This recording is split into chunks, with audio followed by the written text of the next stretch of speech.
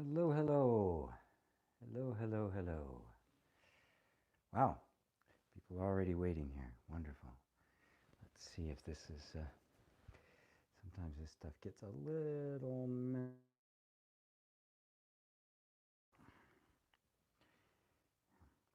Let me check it out over here.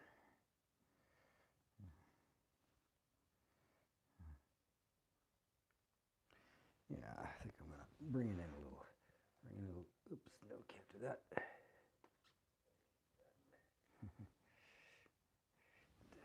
Turn it a little bit like this.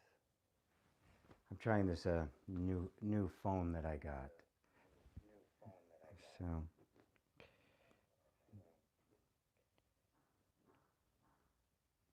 I'll just turn everything down here. That is off. So anyway, welcome, everyone. Welcome to Satsang on this lovely Sunday morning, afternoon, evening, wherever you happen to be. And as always, it's really a pleasure to be here. I'm going to invite, as people are beginning to arrive, I'm just going to invite you all to close your eyes for a second. And let's see if we can't get into that satsang space, that inner field of simply observing, simply noticing, simply being present with whatever happens to be here. So if you close your eyes,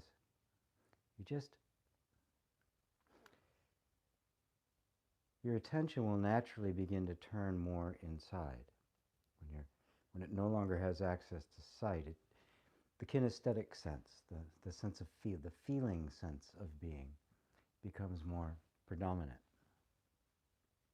begins to stand out more, becomes more into the focus of attention.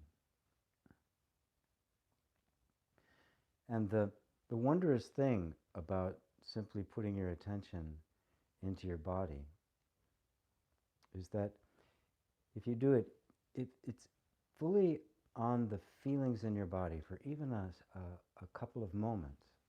In those couple of moments, you have stepped outside the mind. Those of you who are just joining, please just close your eyes. We're just kind of getting ourselves centered, getting ourselves here, really in the satsang space. The volume is a little low. Let me see if I can crank it up a bit.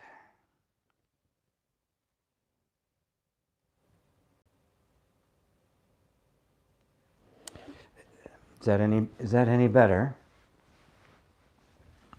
I have the mic pretty close to me, so is that any better? Let me know. Good. Fantastic. There is a little switch on there. Good. So let's go back to being present. Thank you. So you notice things like the sound is low, or or there's feelings and sensations running in your body. But when you step into the body, not only do you step out of your mind, you actually step into the present moment. You step into the now. Because you see, the body is always in the present moment. It is always in the now. It is always completely divorced from past and future, whereas the mind, our cognition and discursive thinking, is always in the past and always in the future. So in the present moment, the mind doesn't exist. And that's why it feels so good. When you really let go of the past and the future and you're just being, it feels really good. It feels quiet, it feels peaceful, it doesn't feel like there's anything missing, anything lacking. It's because there isn't. The mind has to speak about the past and the future in order to have a sense that right now isn't okay. It has to compare this with something.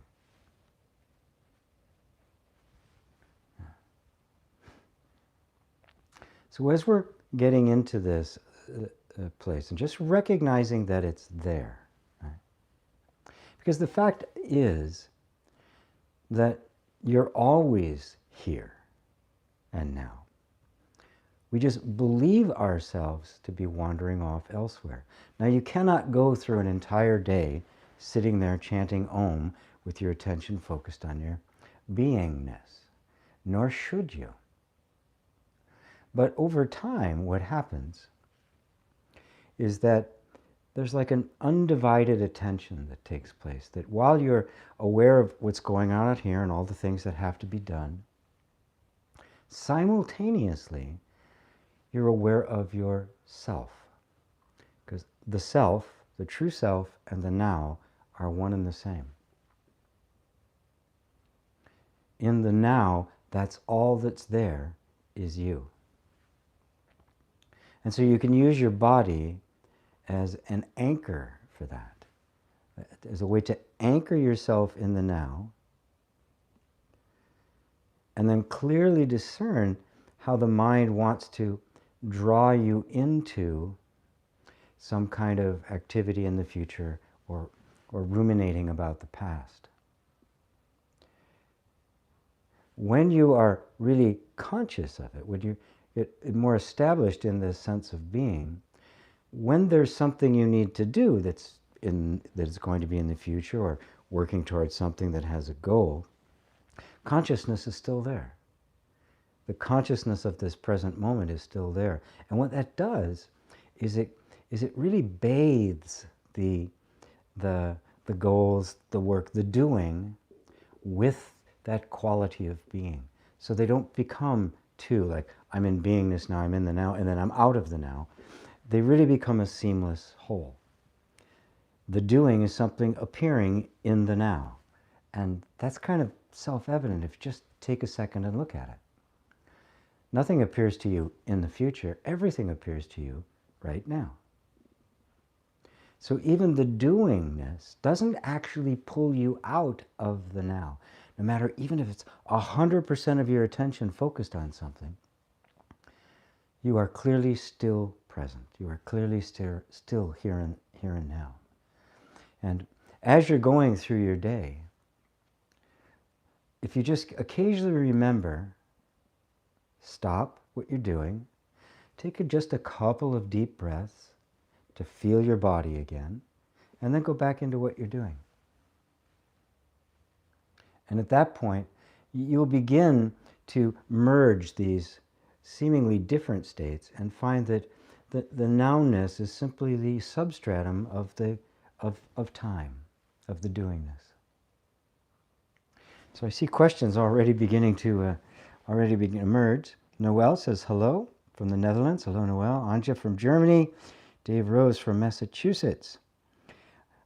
Anand Nikhil. Nikhil, hi. Hi to you. Also from Germany. Barbro, hi from Sweden. Hi, Barbro. For a short while. It's pretty late there, yeah. Ursula from Madeira Island. Hello, Ursula. Liza from the East Coast. Ice Phoenix, who told me my sound was not good enough. I guess it is now. I'm glad to hear. Namaste from Poland. From Ava, good to be here. Sunny Kalo, better. Hi from Western Mass, from Michael Severny. Happy Gilmore. Hi, GP. Where do your words come from? Are you speaking from the emptiness, or are you speaking just spontaneously happening? I heard people speak from awareness, but awareness has no words. It's actually both. And it's not just, because I'm talking about being and truth and spiritual things. The same words, if I'm talking about the most mundane thing in the world, like, schedule tomorrow with my son and granddaughter. If I'm talking about the most mundane, if I'm doing the dishes and talking about the words, all come from the same place. They all emerge from emptiness. Emptiness and awareness are the same thing. The great mystery is that this just undifferentiated field of infinite potential produces concrete forms. Nothing becomes something. At least that's what it appears to the mind.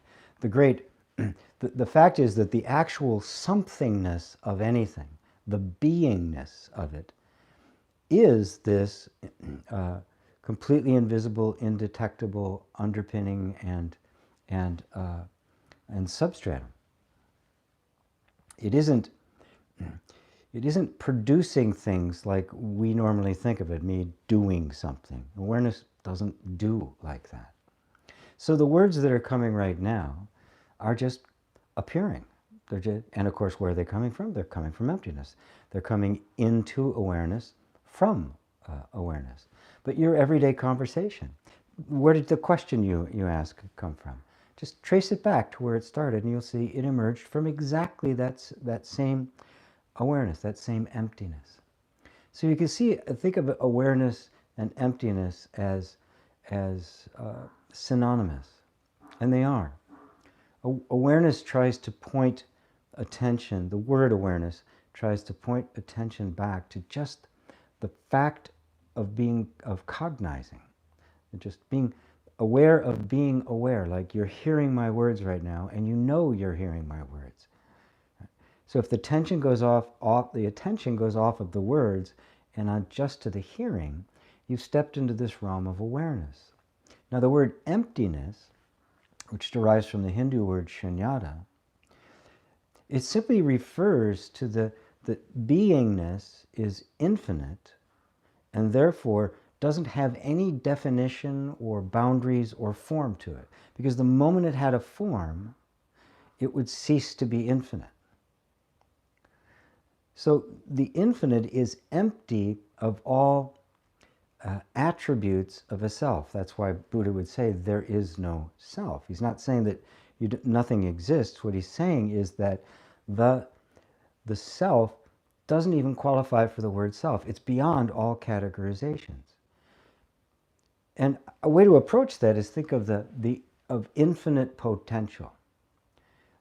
If you really look at it, it seems pretty obvious that there is, within eternity and infinity, the potential for absolutely anything.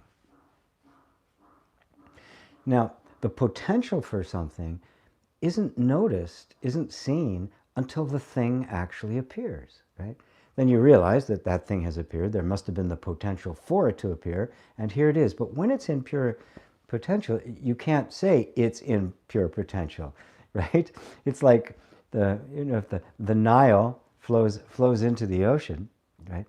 You don't follow the Nile throughout the ocean. Oh, there's the Nile, swimming through the ocean. The moment it joins the ocean, it is the ocean. The Nile disappears.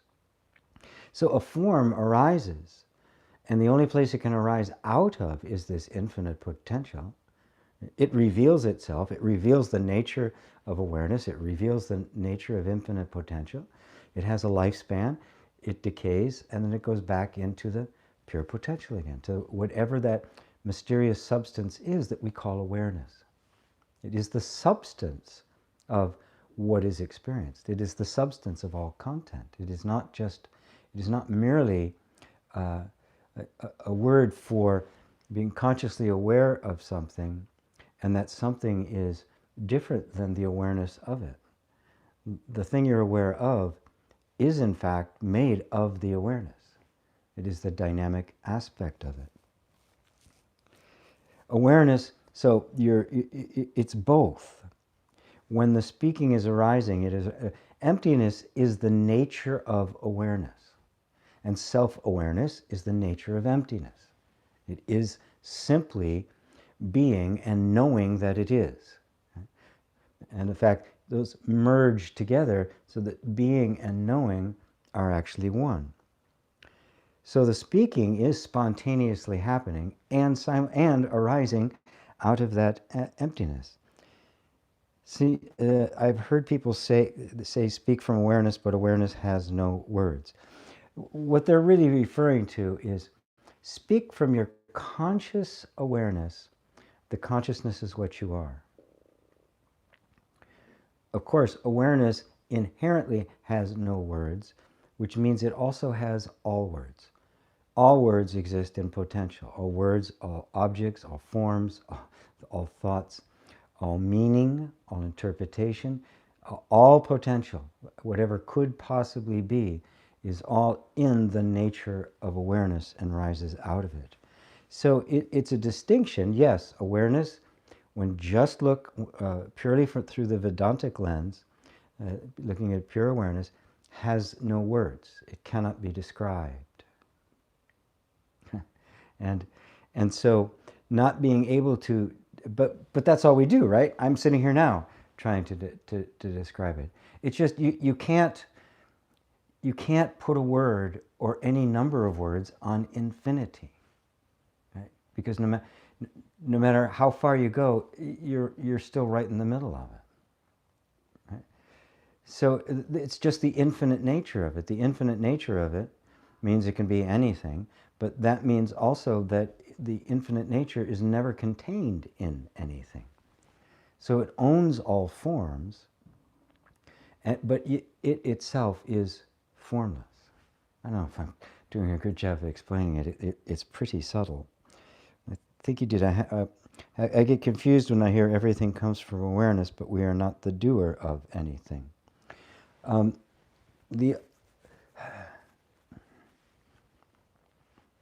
Yes, it could be quite confusing.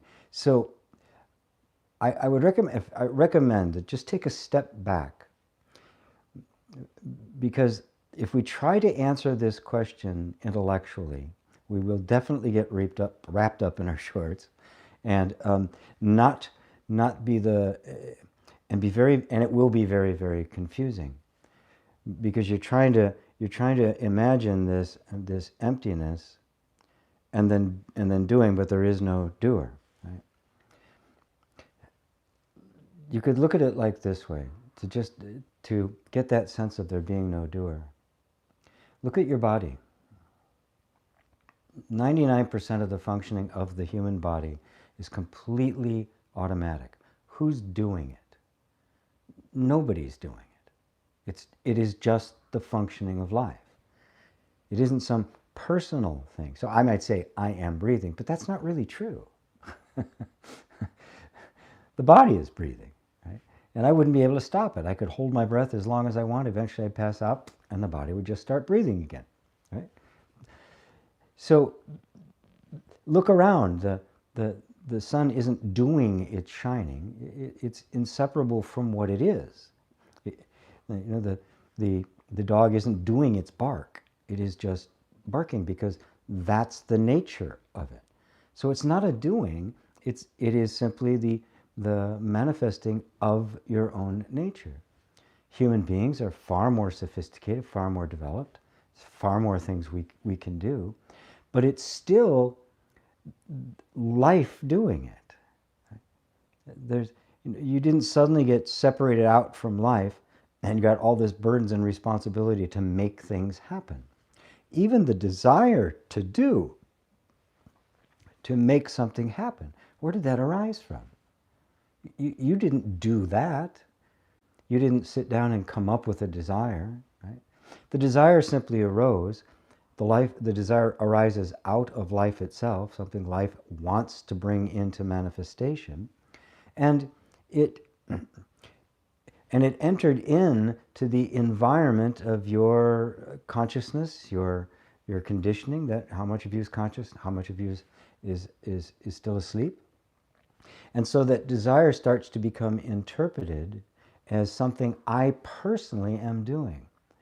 Now, if you explore that I'm doing this, you'll find the doing, that is, you'll find the happening, the action, the impulse, all of the feelings and thoughts that go into it. But when you search for the I, you can't find it.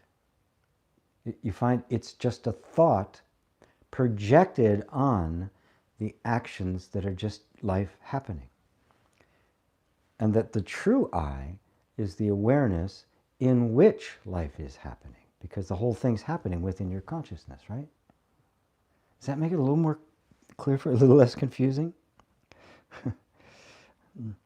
Rosario, hello from Spain. Hello, Rosario. Carrie Brogan, good morning from apocalyptic Australia.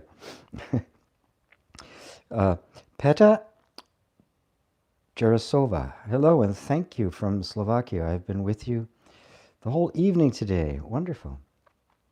Arby, I love the now. Thing is, I don't know if this should be my default state of being or just a 15-minute practice. I may have answered that in the beginning of it, but let me put a little bit more clarity around it.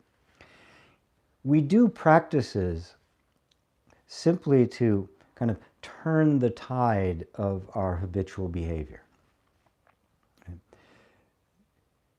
Ultimately, there's no need for a practice because it's what you are. The discovery of it as who you are, you don't need to practice it anymore. You don't have to practice being male or female, right? You just are, right? You don't have to give it any extra thought. But because the vast majority of us are so outside the now, our attention is always focused elsewhere, and we live in a culture that is just in a wash in distractions to pull you out of any kind of sense of being, to pull your attention always outside and never in here. And to remedy that, we do a practice, like simply bringing it, like I did in the beginning, just bringing your attention inside your body, letting go of the past and the future, just feeling without thinking, the feeling without the story. At first, it's not easy because the mind is constantly commenting on what you're experiencing. It's constantly interpreting it, right? But to feel directly, you don't need a comment. You don't need an editorial. You don't need an interpretation. It's direct. It's what I'm happen to be feeling right now. It doesn't even need a name. As a matter of fact, there are some feelings that are so subtle, they don't have a name. Right? Sometimes something runs through the body, you just feel a little something. It's so subtle, you don't really know what it is. It doesn't have a name that you could communicate. So we do any kind of a practice, like meditation, or just a presence, just being in presence, a conscious breathing, or mindfulness. All of those are a practice to basically break the habit that we all got into of this constant external focus. And the constant external focus, the farther away you get from the source, the worse it feels. The more your energy gets diffused, the less power you have, the less capacity you have, because it's moving further and further away from the source. So when we practice, we bring our attention back to the source, back to the center, just to that sense of being. Then we can let that go and put our attention outward, and just during the day remembering, yes, you can feel yourself. When you feel yourself being really drawn away from the moment, even away from what you are doing in this moment, some thought saying, well, this isn't getting anywhere, you should be doing something else. Anything that even tries to pull you away from what you happen to be doing becomes questionable. It's simply, the mind is always wanting to race off into the future. And that's the habit we are breaking. So a regular practice of doing that, 10 minutes, 15 minutes, once, twice, 3 times a day, just as a set time, to become familiar with what that feels like, right? Especially if it's not something you've done much before. I sometimes call it the yoga of allowing. You're just in this place where everything is okay as it is. And you do that for a period of time. Then during the day, as you're doing, as you feel yourself being pulled out or conflicted about something, and you'll feel it as a sense of stress, a sense of disconnect in the body, you learn that, that's the trigger that tells me I need to pull back for just a moment and bring myself back here. And now the practice starts getting integrated into your everyday life. It's not, here's my practice, a being, and now I'm out here doing. It becomes a seamless flow because it has to, right? So a practice is really a temporary means by which we reconnect we divest ourselves of the age-old habit of external focusing, and we now learn the pleasure and happiness and peace that is always present in the now. The now is peace. When you are really here in the now, without any story, you will feel peaceful. Period. Because the now is peaceful. The content of the now comes and goes. The now never comes and goes. It is the eyes through which you are actually being seen. The now, the true self, consciousness, awareness, they're all synonymous terms. So you both practice and then integrate that practice just by remembering. It doesn't take much. One conscious breath. You find yourself being distracted, just pull back.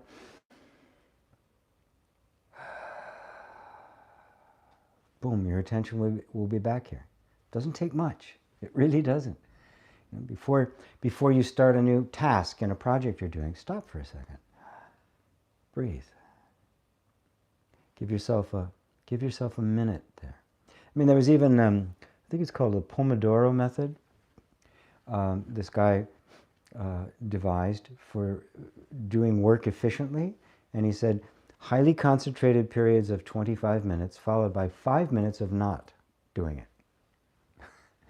That after 25 minutes of working on some task, whether you're finished or not, you stop. And you give yourself 5 minutes. You walk. It is more of a technical or psychological approach to exactly that, bringing yourself back into the now consciously. They don't say it like that. They see it more psychologically, but you can see it's the same thing. All of a sudden for 5 minutes, you're not doing anything. You're not engaged. You are coming back here to refresh yourself. Right? And that's what's amazing about it. As you experience that, it is refreshing. You come back here and it's like, the stress begins to fall away. Some confusion can fall away. New creative ideas can begin to emerge because that tension isn't there. So you are literally coming back every half hour. One fifth? Yeah, one fifth or 1/6 of every half hour is dedicated to just being present. That doesn't mean you have to sit there with your eyes closed. Take a deep breath. Get up. Walk around. Smell the, maybe something's cooking. Smell the cool air. Just listen to the sounds outside, or something. Maybe a favorite piece of music. But actually listen, right? Not, okay, I'm doing my 5 minutes now and I'll get back to work. Just like practice letting go. That's really what it is. In these moments where we just kind of come into this space, what we're practicing is the letting go of it. This is a strong impulse. It's a strong habit that is constantly pulling us outward.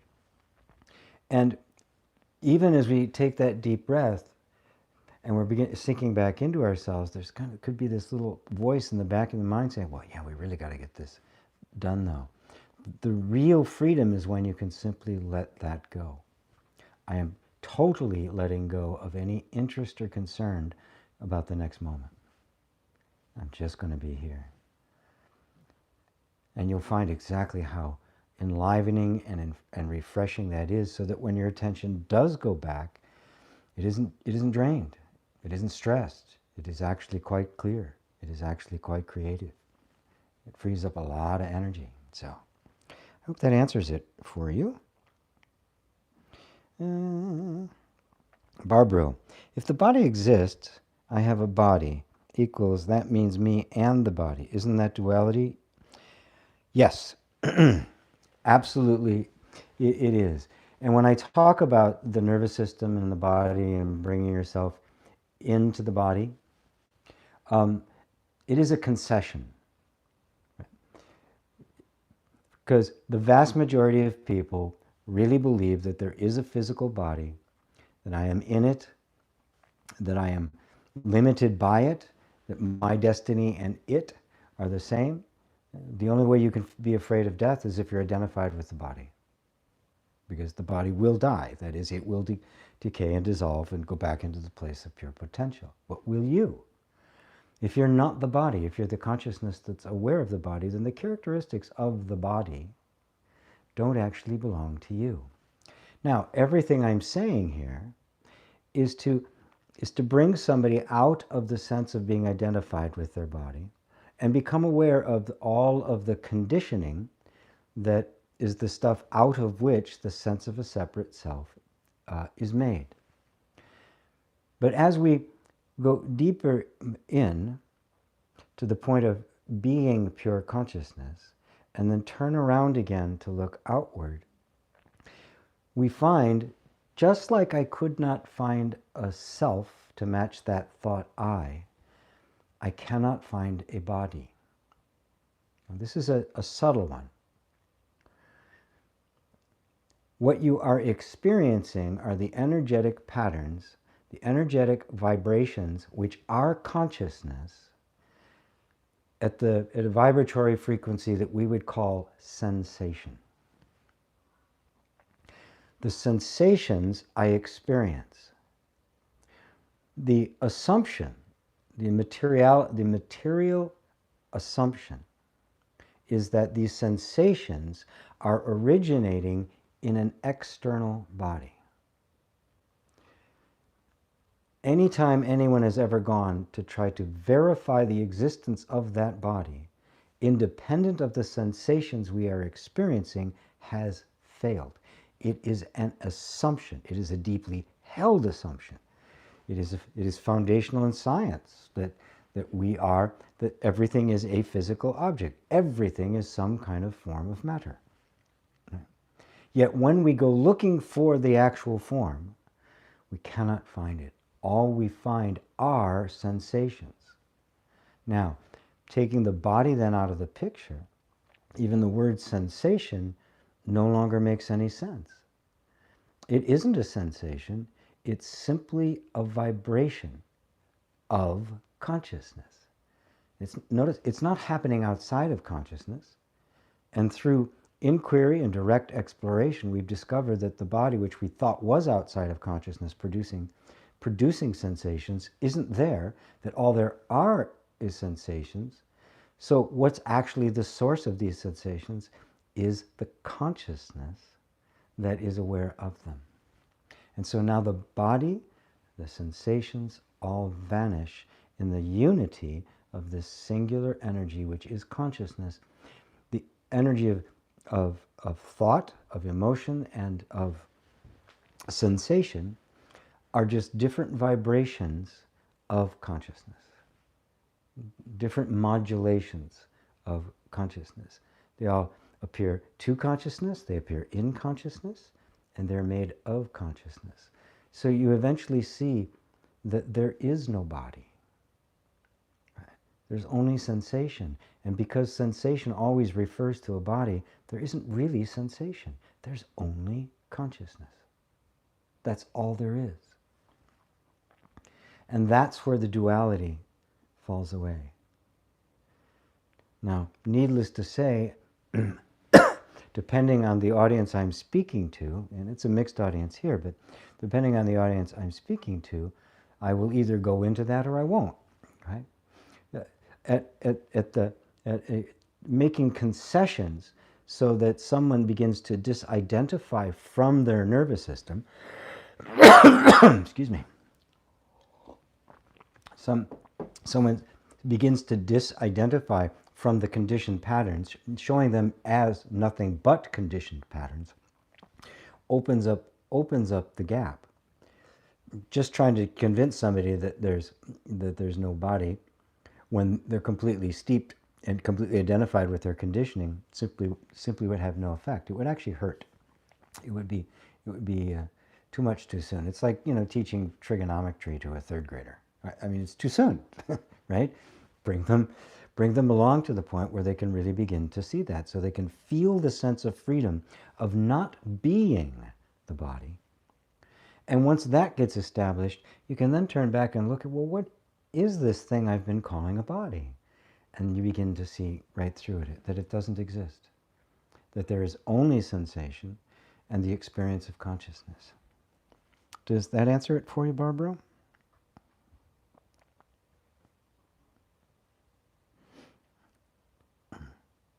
Spiral Dynamics. Hi, GP from France. What is attention? From where does it come? And the relationship with consciousness?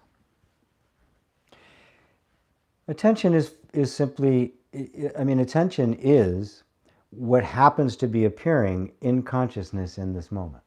That's all it is, right? It's, you're in a dark room, you turn on a flashlight. Attention is the flashlight. It sees this much. Now, there's this much available, right? It's, there's just an infinite amount available. There's no limit to how much is available. But attention creates experience. Right? There's no experience in the absolute of just being with the infinite. Right? There's no experience in the infinite. In order for there to be experience, attention has to emerge in order to distinguish one thing from another. Right? Try to look at it like this. Light, right now, there's a camera over there, and I'm sitting here. And in between the camera and me is nothing, right? Otherwise, you wouldn't be able to see me. Well, it's not quite true. Right? There is very much something in between the camera and I, but it is invisible. It cannot be seen, and that's light. The light is passing here all the time. I have 4 lights around me right now to illuminate the room. Right? So when that light is broken down into its parts, we experience that as form, as color, as shading, as objects. Right? That is actually form. So the appearing of differences in the quality of the singular light is what we know of as form. So red light, blue light, violet, ultraviolet, they're all the same. They are exactly the same substance. And in their wholeness, they are completely undetectable, unknowable. People we all look up at the night sky with a beautiful full moon out, right? Illuminating things. Poetry and songs about it, we fall in love. It's wonderful. We look around the moon, and the moon just stands out like, illuminates things around us. And that all around the moon is darkness. Matter of fact, it's that darkness that makes it stand out, right? If there wasn't that contrast, it couldn't possibly be seen. Yet, all around that moon, which appears to be absolutely dark, is filled, every inch of it is filled with light. Only the light is not being perceived. It is in its whole form, its full form, which is invisible light. But something reflects that visible light, and suddenly an object comes into view, and we go, oh, moon, we call it moonlight. Well, the moon, it isn't moonlight. It's sunlight bouncing off the moon. And so, in this background that is completely empty, but full of potential, right? Any object could appear there. Any object could reflect parts of the sun, and we'd have another object in that. So the full potential of anything exists in that apparently empty space around the moon. But the moon, because it's doing the reflecting, comes into existence. It becomes seen. If we saw all the light, the moon wouldn't be there. There'd be no form there. This is kind of a way to try to grasp the infinite potential and the appearance of a particular form. Now, if your attention could be on everything simultaneously, what would you see? Nothing. If you could look at any object, take this glass, and if you could look at it from, you're seeing it from this direction, I'm seeing it from here, right? We're both looking at the same glass. can you even imagine looking at it from your perspective and my perspective simultaneously? If you did, what would you see? It would be confusing. It would be a blur. It would be indistinct. Now, imagine looking at it from every possible angle and position of perception.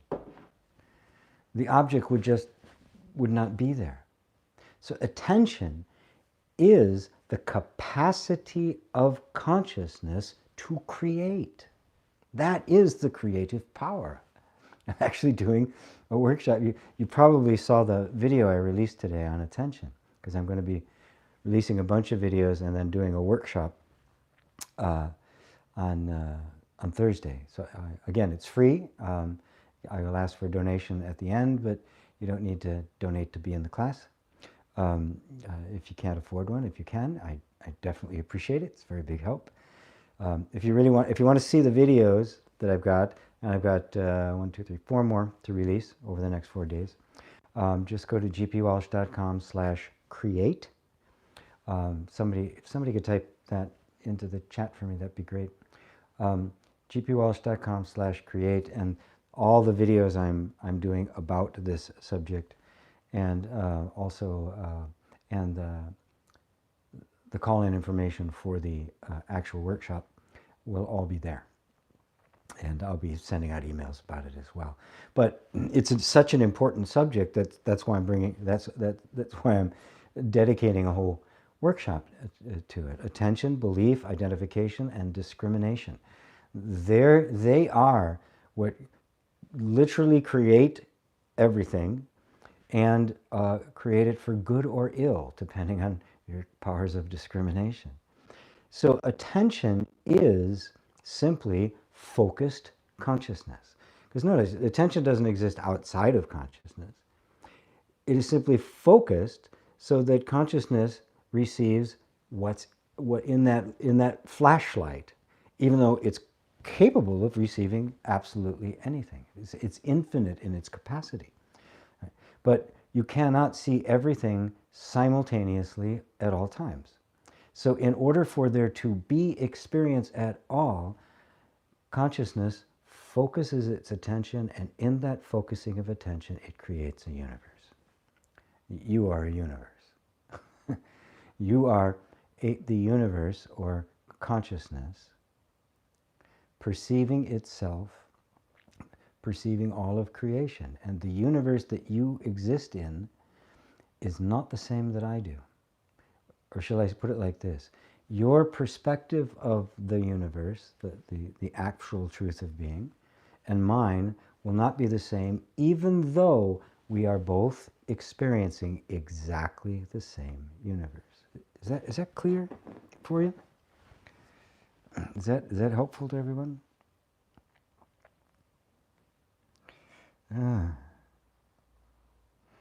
Christine, hi from love from Australia. Hello, Christine. David and Elaine, hi guys. Hi, GP. Greetings to all. Chilly, Southeast England. It's usually chilly in Southeast England, isn't it? Happy Gilmore. Okay, answer that one. And then he says, thanks a lot for that, Mr. GP. thanks, Mr. Happy. Dave and Elaine, is coincidence and synchronicity a concept of mind, creating a story around similar or identical events? And in terms of oneness, it is just a natural expression of its own indivisible nature. Yes, when we look at coincidence, synchronicity, most of the time we're looking at it from the point of view of a finite, limited self. And therefore, it becomes kind of miraculous when we see a connection between things. The fact of the matter is, the things are actually one unfolding, and there's always a connection between two things because they arise out of the same substance. Right? Oftentimes, if we become increasingly sensitive to our oneness with being, and not just our experiencing being, then you'll be seeing those more and more and more. So it isn't interpreted by the mind. It isn't, the mind tries to interpret things because it's looking at it from the point of view of time, right? Rather than a spontaneously arising event. Let's see if I can clarify this more. So we use words like coincidence, which means two things happen simultaneously, right? Or this happened, right? And we want to draw a causal connection between the two, but somebody says, no, they just both happen to happen at the same time. And both of those positions are true, right? Both of those merge into the true oneness. They are related to one another because they emerge from the same place. But when you look at it from the timeless perspective, one did not cause the other. So there's no causation in the timeless. Right? How could there be? Without time, there's not a series of things. There's only one thing happening. That one thing, that one momentous cosmic event that is infinity unfolding itself, is perceived by the focus of attention as items or aspects or objects appearing over time.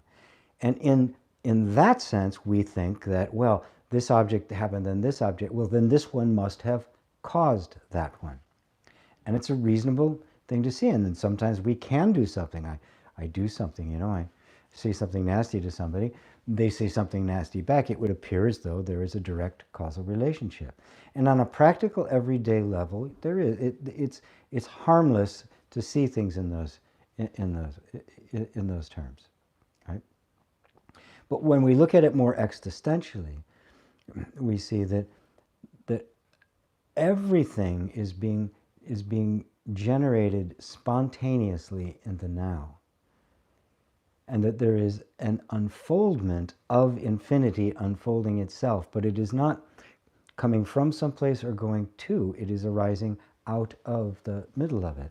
The good example is when you're watching a movie, whether it be on a screen or on a computer, the way it works, the way you have motion, is that that you're actually seeing individual pictures going by so fast that it appears as though the object is moving. That's even the case with videos on a computer screen. It's 60 times a second. If you're at a movie, it's 30 times a second.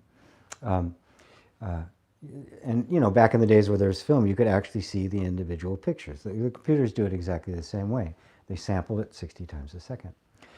So when you're looking at what's happening on the screen, in our minds, we see the causal connection. The good guy did this, something happened to him, and now he becomes the hero, and all of that story. But if you look at what's actually happening, there's simply a series of images being spontaneously generated, and the only reason that this happened here is has nothing.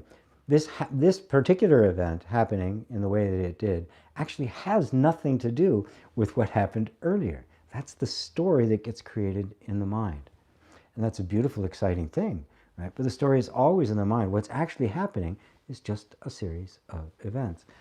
Now, existentially, when you think about that, you begin to realize that there is a natural unfolding that is unfolding out of the timeless. It is the timeless actually appearing in time, which is kind of a weird thing to try to talk about, but that's what it is. The timelessness, or the infinitude, can only be made known through some form, and so forms arise. And that form that arises, in order to give expression to it, is eternally in transformation, because there's no such thing as one form or one aspect of a form or one anything that could capture all of infinity or eternity. So what it is those are unfolding, and in that unfoldment creating time. So is there a connection between this and that event? Absolutely no, there is not. It is simply a spontaneous unfolding. But there is a connection, because the purpose of that unfolding is the full expression of the infinitude. So this last moment and this moment and the next moment are related, but they're not related by cause and effect. They're related because they are all emerging from a common source. The infinite nature of that source is being revealed in every single frame, and it never stops. Does that help? It's a deep question, and I thank you for it. Sean, Spiritual Revolutionary. Hey, G, just tuned in. How do you find the space of awareness? How do you know if you are in it? Many thanks from Bonnie, Scotland. Hi again, G. What exactly is the separate self? All right, I'll take both of those same time. How do you find the space of awareness? Well,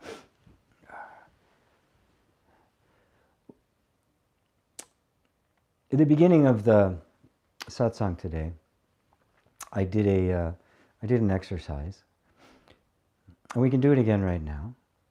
You just close your eyes for a second.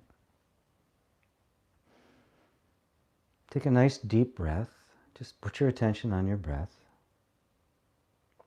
Withdraw your attention from the outside world and just feel this aliveness that we call the body.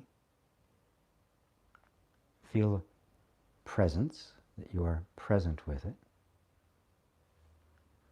And just notice that the presence you're feeling, you are aware of. You are aware of your own being. That's it. Now, you're not in it as if you and it were something different. You are it. Can you find something outside of that awareness that would be you? Can you sink deeper in and find something that's looking at the awareness? That's it. That's as deep as you can go. There is nothing beyond that. That is the absolute. So you're never not in it, right? And you're never in it because you are it. You're not two things, one inside of another. Sure. That is experientially the experience, the space of awareness. That space of just feeling without a story, just being aware of what you are experiencing is the space of awareness. That's it. That's all there is to it. It is so simple, that's why we miss it.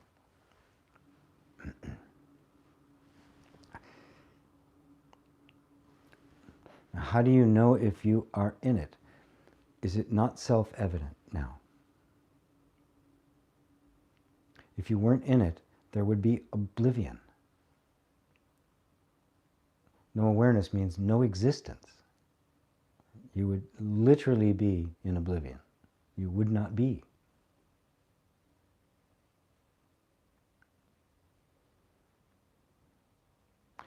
So when we're talking about being in awareness, in the space of awareness, what we're really talking about is where our attention is. When our attention gets really focused outward and we forget here and now, there's a certain tension, stress that begins to arise in the body. We feel that, we feel the disconnect, we say, oh, I'm out of awareness. Right?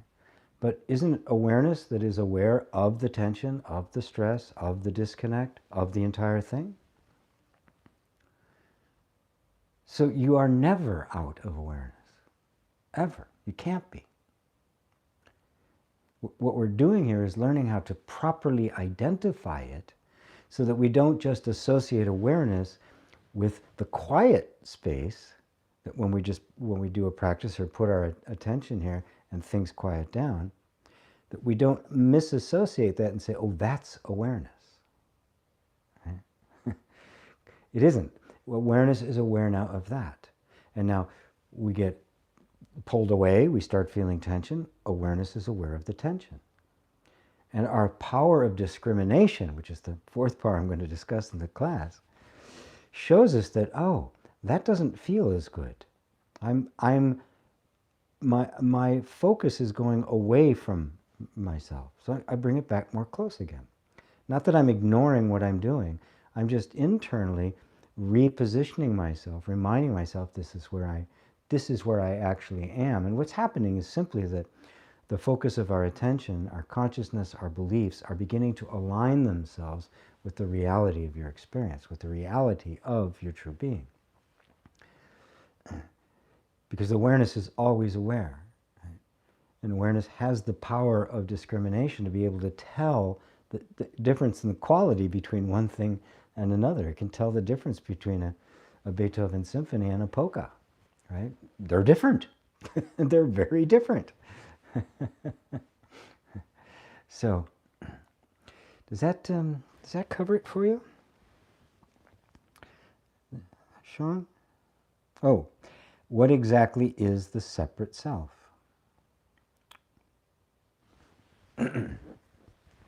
All right. The separate self, also known as the small self, also known as the ego, also known as the false self, is a belief about who you are held to be true. It is a mental image mistaken for the actual truth of who you are. It is a set of beliefs, of thoughts, of feelings and sensations, and a sense, an image of those making up a person, an independently functioning, self-existent person. That belief that they make up a person and that that person is me is the sum total of the separate self. If you take that person out of the equation, you still have the thoughts, the feelings, the sensations that are still happening, right? But all of a sudden you realize that they do not make up a person. This again is what Buddha was referring to when he said there is no self.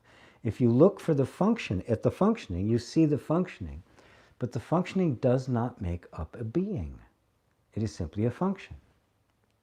If you look at this body, we identify with this body as this is me, this is a thing. But zooming in on it, what we find are literally trillions of individual beings. Every cell is a living being.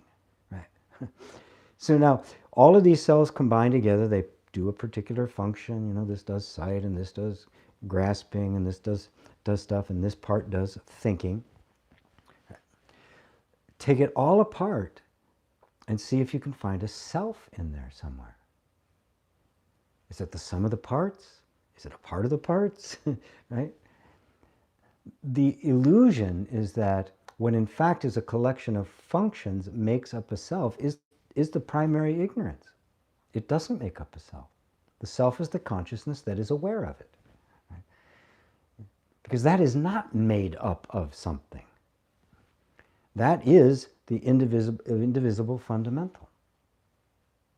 So the separate self is, when you identify with the body, you create an image of yourself, you project that image of yourself on the functioning of the body, believe yourself to be that, and when that belief gets put into place, the thoughts, the emotions, and the sensations all tend to revolve around that belief. They tend to reinforce it. They attract more thoughts like it. And so you've got this picture that seems like there's actually somebody there. And there isn't. And it's only through genuinely inquiring into that we discover that there actually isn't a self in there. And that the consciousness that is aware of it is not tied to the body. It's not stuck in the body. It is just projected its selfness onto an imaginary self. So the self, the false self, the separate self, the ego, is just a thought believed to be an actual being. Did I put that correctly? Did I put that good? It's a subtle one, right? Because it's become so ingrained in us that our thoughts don't even question it.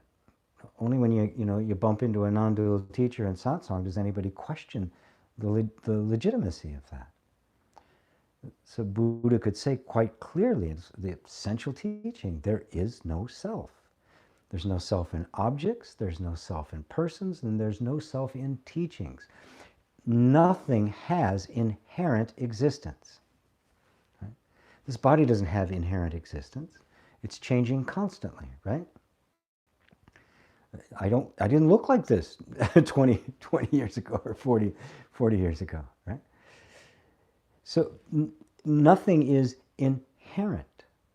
That is, there's no self-existence to it. The only thing that's self-existent is the self, which he referred to as Buddha nature, which in other traditions is pure awareness, pure consciousness,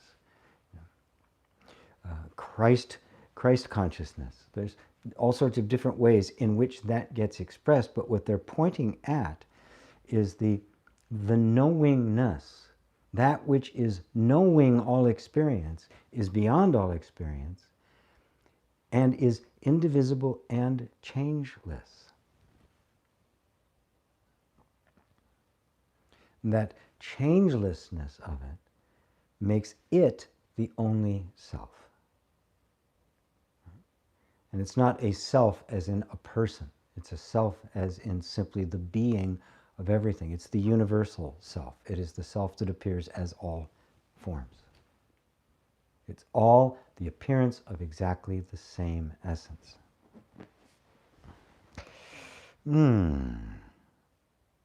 Barbara says, thanks, now I'll sleep well. Good. James Breeden. Blessings to you, my friend. Hope all is well. Thank you, James. John O. N., could you explain what Nisargadatta meant when he said everything is the cause of everything? Yeah, it's really fascinating to see the way the mind works, because the mind is a rather clumsy instrument. When all is said and done, it can only do one thing at a time. It can only process bits of information. It is. Some people have a capacity to hold more things in their mind than others. Some have more threads and see more connections than others. But for the most part, we have a very limited way in which we see things and in which we, make sure I'm getting this correct, in which we see the relationship between things. And so cause and effect is an idea that we have about how things happen, that this causes this, causes this, causes this. Now that's great. If you look at it, you can trace any particular thread, right, and show a nice linear flow of causation, that this made this, then this, then this, then this, and this happened, right?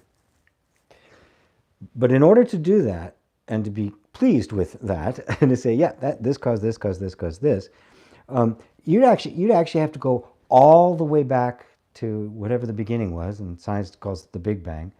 This caused this, caused this, caused this, caused this, caused this, caused this, caused this, caused this. And just because this happened to happen that way, then this happened.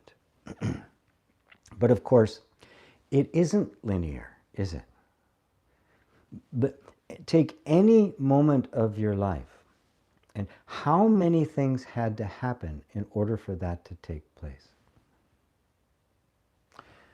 In order for me to be sitting here right now, drinking this glass, what had to happen? Sipping on the water. Well, somebody had to invent glass, right? And then somebody else had decided it would be good for carrying liquids, and somebody else made glass designs, and somebody else made a process by which they could mass produce this glass, and somebody else decided, well, this is what we're going to do, and we're going to put this little label on the side, and somebody else grew the lemons, and lemons came from somewhere in the water. Well, where did the water come from? If you look at anything, it's this little design, right? And somebody made the material for that and thought that up, and somebody had to invent ink and different kinds of inks to go on glass, and some on paper. If you see how many events in time converged to make the simplest moment in your life, you see an almost unlimited number of threads all converging. We push most of those out of the way and we just kind of see this, did this. I was thirsty. I got the glass out of the cabinet. I put it up with water. I sliced a lemon. I put it in. I brought it up here. I set it next to me. That's one linear. But every single one of those happened because a whole bunch of other stuff happened all around it, right? The water and the sink and in the faucet and the knife. Somebody made the knife that I cut the lemon with. When you really stand back and step out of the mind and its desire to kind of reduce things down so it feels comfortable and thinks it understands stuff, you see that you cannot trace any kind of specific linear chain of causation. Any one of these things, of these conglomeration of things that came together in the moment, any one of those being different, and this entire thing would have been different. So when you see that this is not a linear process, but a conversion of an innumerable, apparently linear process, you come up with a phrase like Nisargadatta, everything causes everything. It's the only way you can put it. Everything causes everything. Every moment is made of every other moment. And the whole idea of there even being a linear causation just falls apart. And with it, the arrogance of the human mind thinking it can capture that and even control it. So how's that? How's that, dear? My dear friend? Ducks, seeing thoughts as thoughts is way easier than dealing with feelings. Well, first off, that's a thought. So stop telling yourself that it's harder to deal with feelings than it is with thoughts. You can drop that belief. And having dropped that belief, I'm going to take up that side of the argument. And that is, thoughts actually don't have any kind of weight. We don't really care about them unless they trigger a feeling. And of course, thoughts aren't the only thing that triggers feelings, reactions to the environment and the like. And when that feeling gets triggered, it then spontaneously generates other thoughts.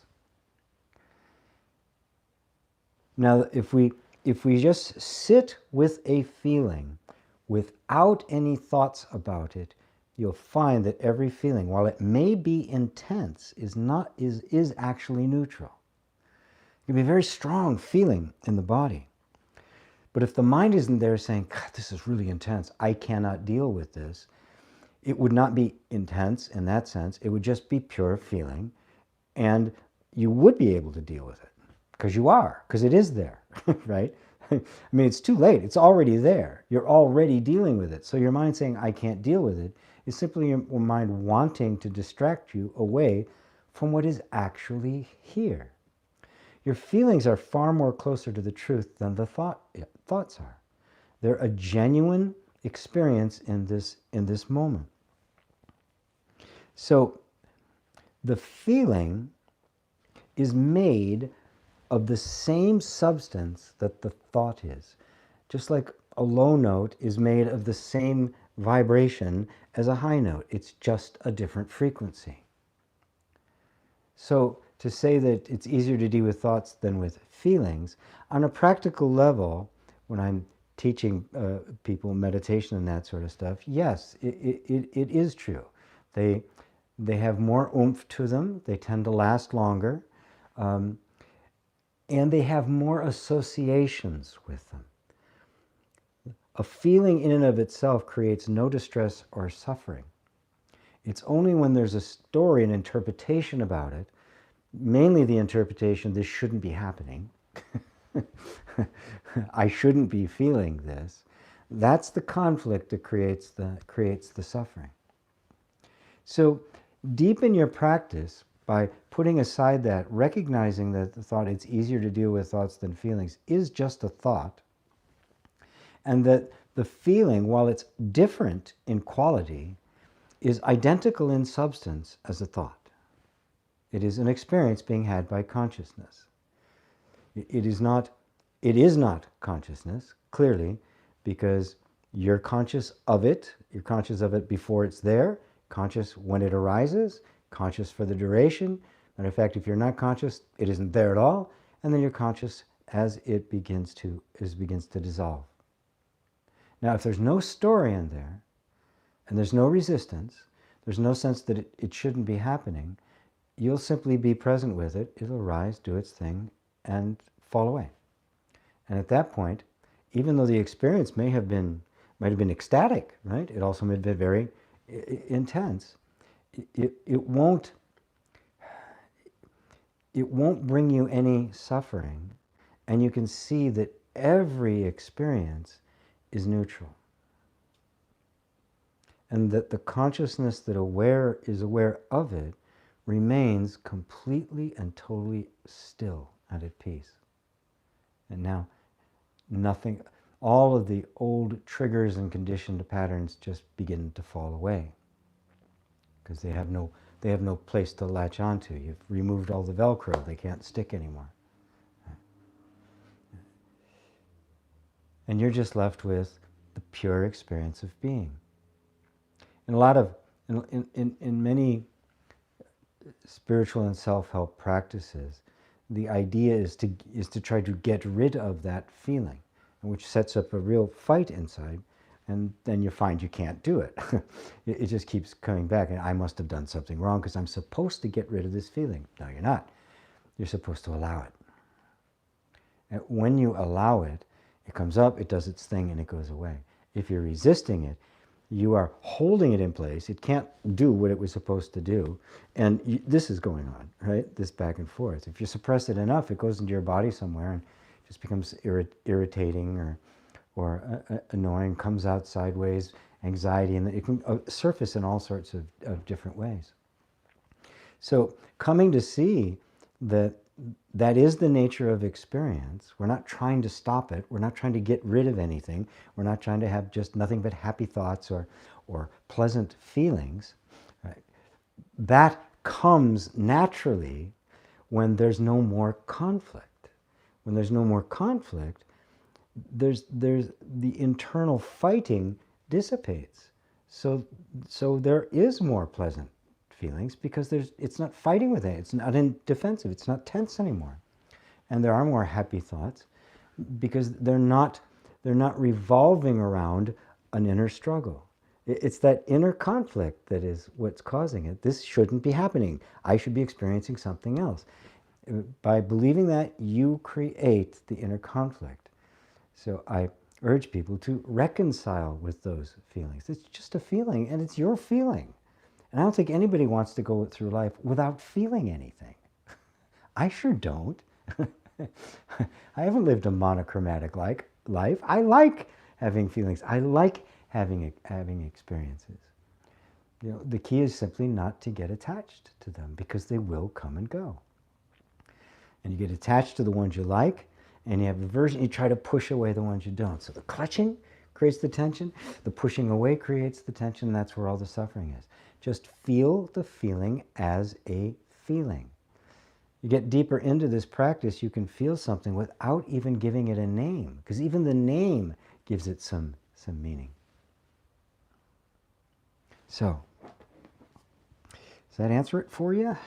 I hope so.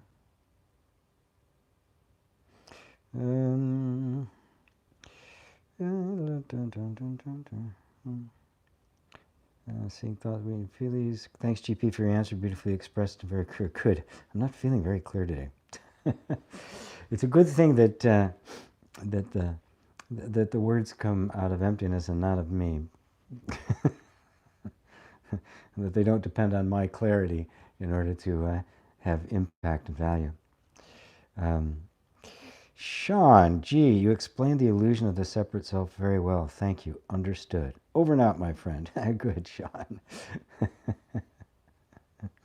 And well, that is why it is an illusion, right? Because it isn't really there. Remember, an illusion is not the same as a hallucination. A hallucination is it's hallucinated. There's nothing there, right? It's all completely in your mind, like a dream, right? An illusion is different. An illusion is a misinterpretation of what actually is there, that there is something there. You know, the oasis, the mirage in the desert, right? The desert's there, right? The sun is there, the heat's going down, the heat's rising off the sand, it's creating ripples in the air, you know, the thirst is there. That's all there. But the mirage is not. The oasis projected on it isn't there.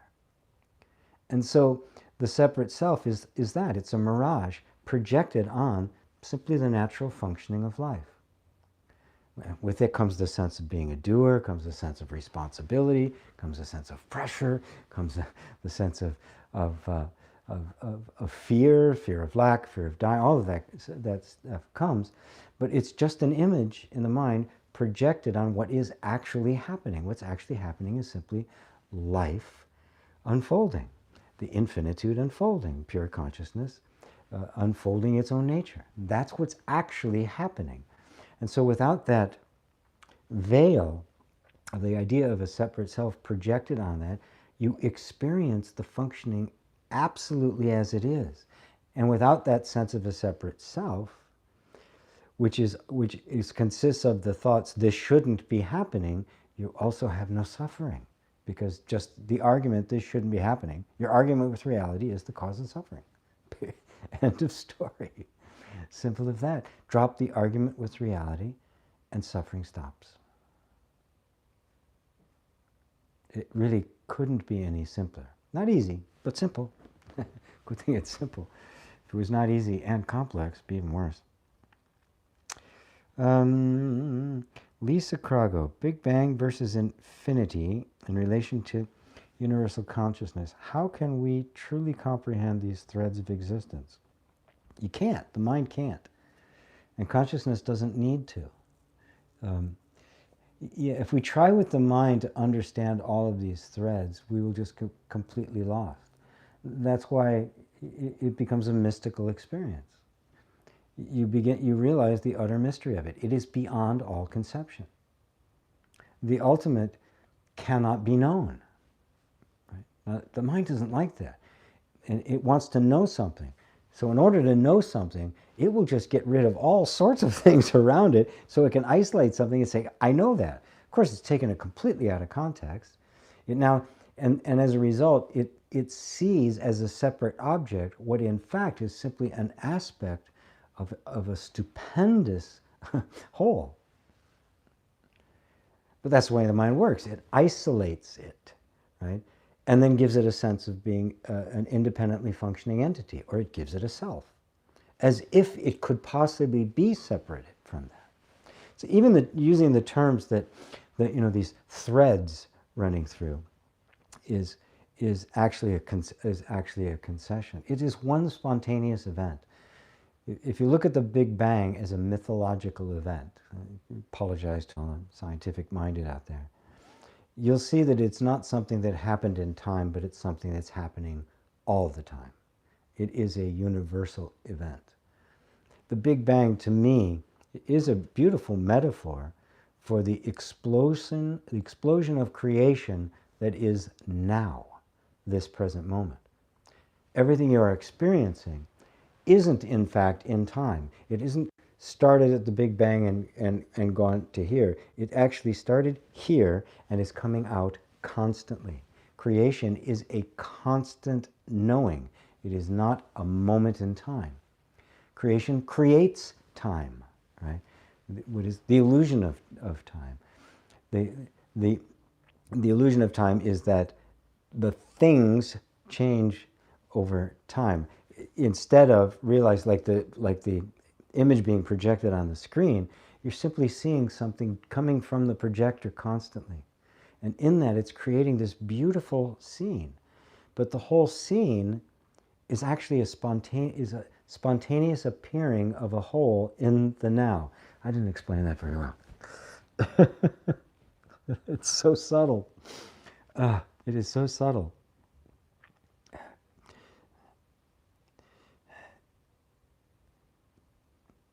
Time is simply the nature of infinity unfolding a bit at a time.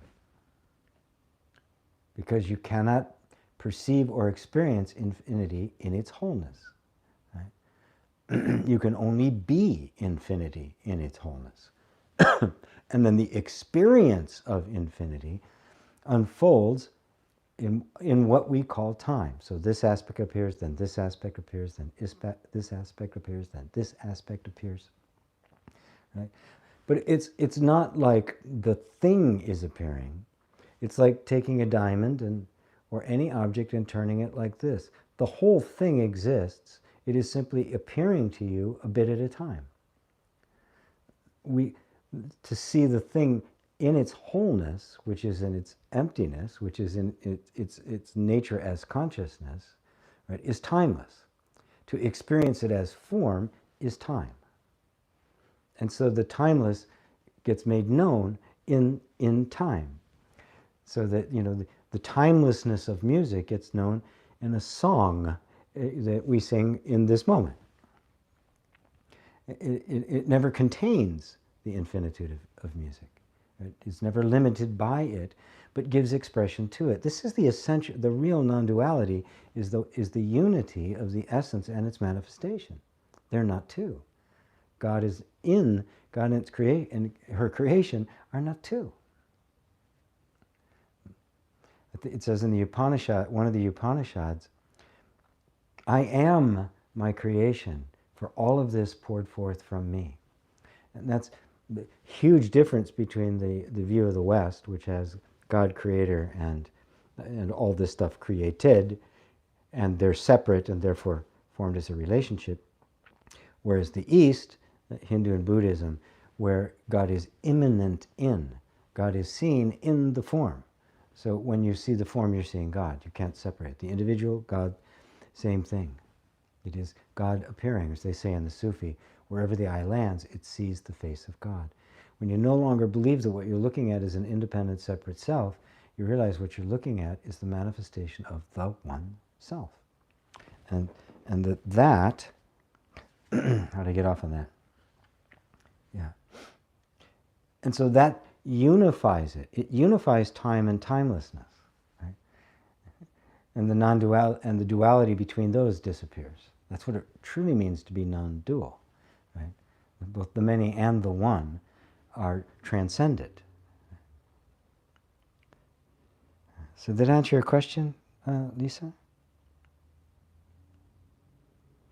With love from Australia. P.S. I'm enjoying this, being here now with you. Do you stream according to any particular timetable? Oh, yes. Every Sunday at 1 o'clock, or 11 o'clock Pacific, 4 o'clock Eastern. And you're in Australia, so 11 o'clock Pacific time. I don't know what time it is, like 7 in the morning or something, whatever time it is there now. But every week I'm here like this. Yeah. Plus, I've got a whole bunch of other videos. If you go to YouTube/GP Walsh, you'll see there's a whole bunch of other videos of things in past satsangs and the like. And I've been trying to edit them down and put up excerpts of particular questions, so somebody doesn't have to sit through an entire 2 hours. Jags, hey G, if one isn't living from their true nature, awareness recognizes itself at any given moment. Is that a clear indication that one is misperceiving their experience? Yes. The eyes through which you see things determine entirely your experience. If you are identified as the separate self, as a person, a limited, finite person, you will look around and see limited, finite people everywhere. Everything will appear to be limited, everything will appear to be restricted, everything will appear to be difficult. Not because it is, but because those are the eyes through which you are seeing.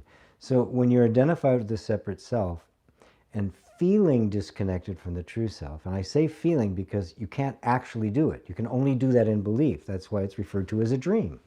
Right? You're dreaming of being a separate self and therefore experiencing what the world would be like if you really were.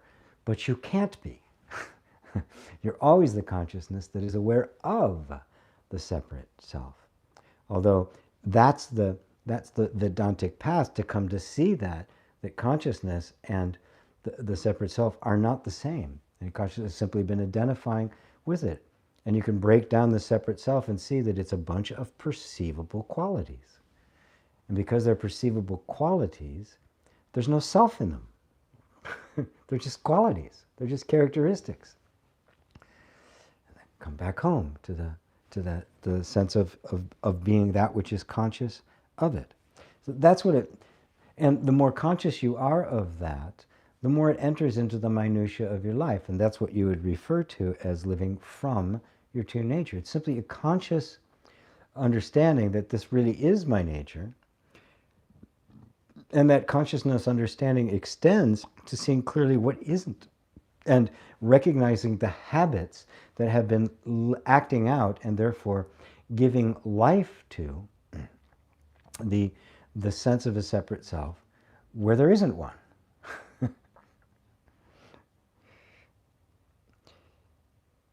Now, as that happens, obviously, the more I'm identified with awareness, the more I'm going to see awareness all over the place.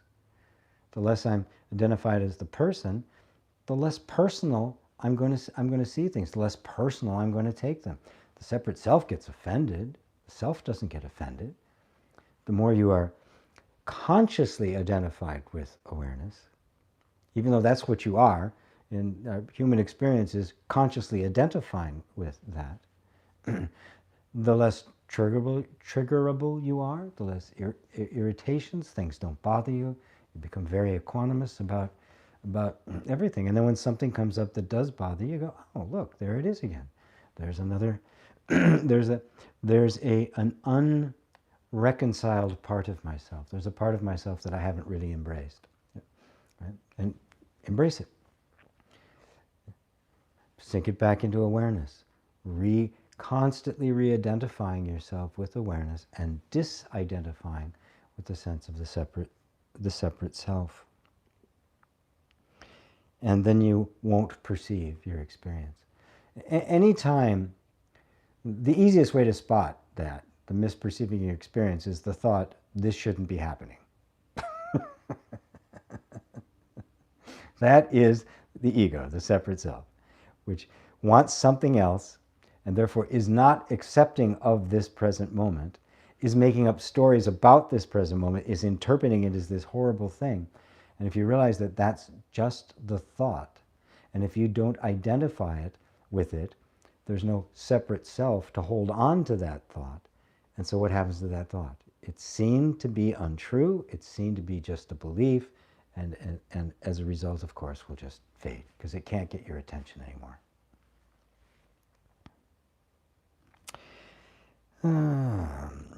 Sean, hey G, is it thought that covers up truth? Is it possible we think without knowing it? Subtle thoughts unregistered.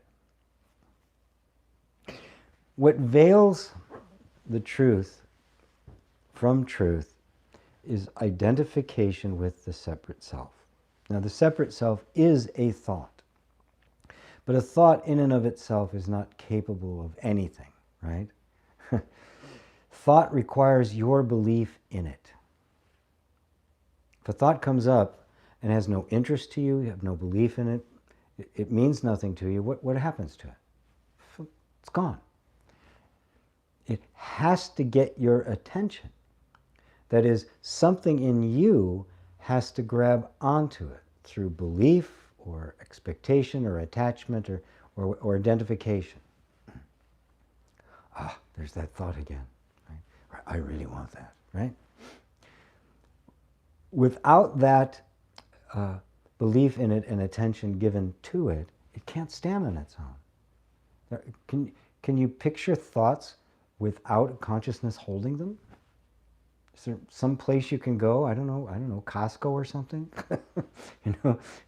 Where's the thought section? Where you go buy your thoughts. They spontaneously arise.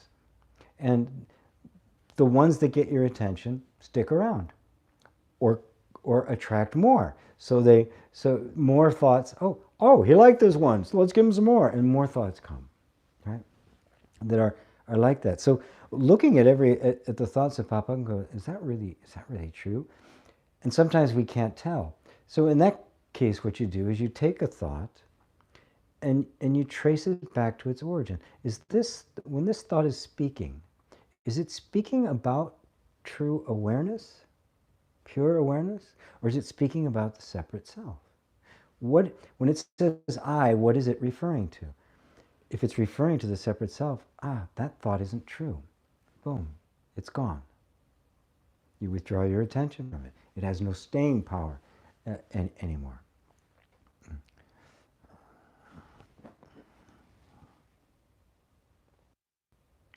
So the thoughts themselves don't cover it up. Our belief in the separate self is the only thing that obscures it. It's the only thing that veils the truth. And remember, you are the truth. So it's so subtle. So the thought that truth could be veiled is a thought appearing to truth. So where's the veiling? Begin to realize truth can't be veiled. It is only a belief that it can being believed.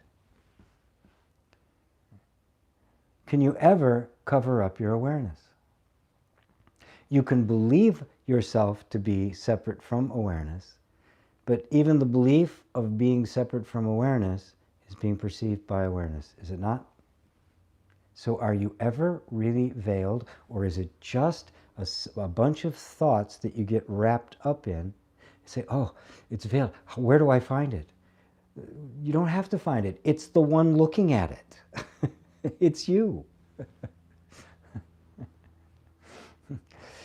Muji puts it beautifully. He says, I am. Before the idea that I could forget or the idea that I needed to remember was believed. If it could truly be veiled, there would be oblivion. Blank, and I mean real blankness, because there'd be nothing there to even be aware of the blankness. But you cannot actually veil awareness. So we believe that we can, right? And believing it makes it feel as if we can, has us searching for something until we, wait a minute, I'm the one aware of what I'm searching for is the one who's doing the searching. It's me. So, does that help? Sue here from South Africa. Hi, Sue. Sarah Sands, dear G, what is the difference between IR, inner reconciliation, and shadow work? Much love and many thanks. In essence, not a whole lot, right? Different language, the Jungian language of shadows and the like, which is still popular in some circles. You don't hear it as much as you used to. But it and inner reconciliation are both referring to very subtle parts of us that have been disowned, right? In Jungian psychology, when I have some kind of a traumatic event, something I can't deal with, in order to survive, especially if that part of what causes the trauma is me naturally expressing myself, right? I'm just being myself, but the tribe doesn't like it. It gets a lot of pushback, even gets me hurt, maybe abused, right? So a natural aspect of myself, which I can't get rid of, has to instead be disowned. It gets repressed, shoved off in the corner, and that energy of expression is not allowed to see the light of day.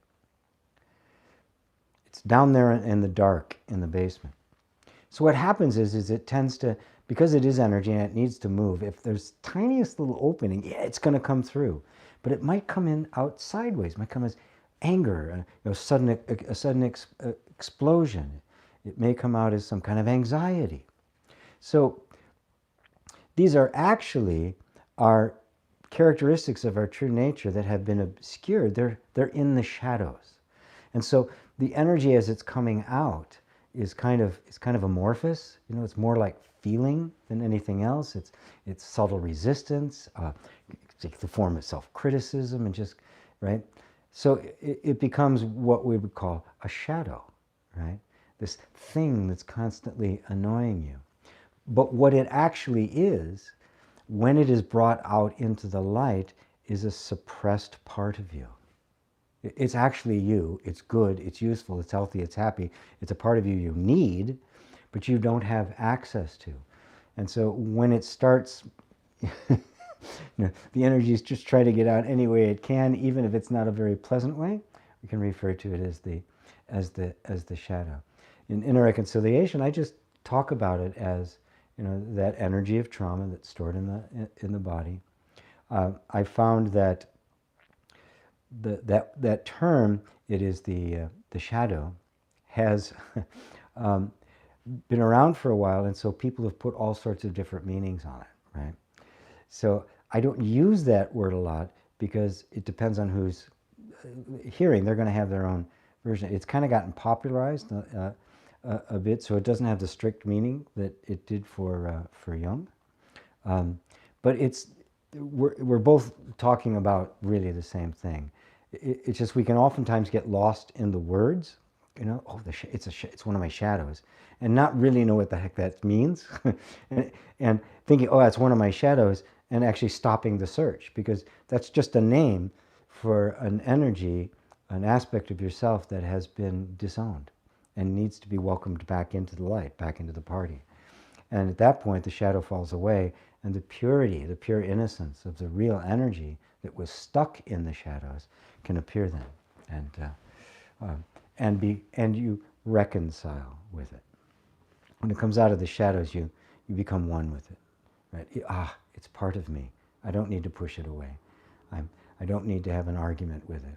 It's okay that it's here, and it's okay that it's here. And right this moment, it's a little bit angry at me. It's okay too, right? Eventually, it'll calm down as it's get finally allowed its true capacity for self-expression. Does that answer it for you, Sarah? Thank you. Shunyata-san, will you add me to the email list? I've messaged you about it, but not receiving any emails. Okay. Did you? Oh, messages on Facebook and YouTube, they kind of suck for me. I don't check them all a lot. Can you send your email, send an email to support@MasterHEARTInstitute.com, comes right into a mailbox for me, and then I'll see it, and then I'll have your email address, and I'll get you on the mailing list. The other thing you do is just go to my latest thing, gpwalsh.com/create. There is a form to register for the event, and that will also put you onto the mailing list, right, simultaneously. You do it that way too, and I will check. Sean says, gee, you missed my question. How can one be aware of awareness? Is this a contradiction in terms? No, it's not. But it's subtle. Because it's the only thing you ever experience in in all of existence, that is not a subject-object relationship. Mooji refers to it as non-phenomenal recognition, because it's not two. It's not the aware being aware is like, I'm aware of the camera in front of me, and you're aware of the screen that's in front of you. You're aware of the room you're in and this stuff. That's a subject-object relationship, and in that there is that division. The only place that does not count, that is not relevant, is when you are aware of yourself. That the awareness being aware of itself is non-dual. It is self-awareness.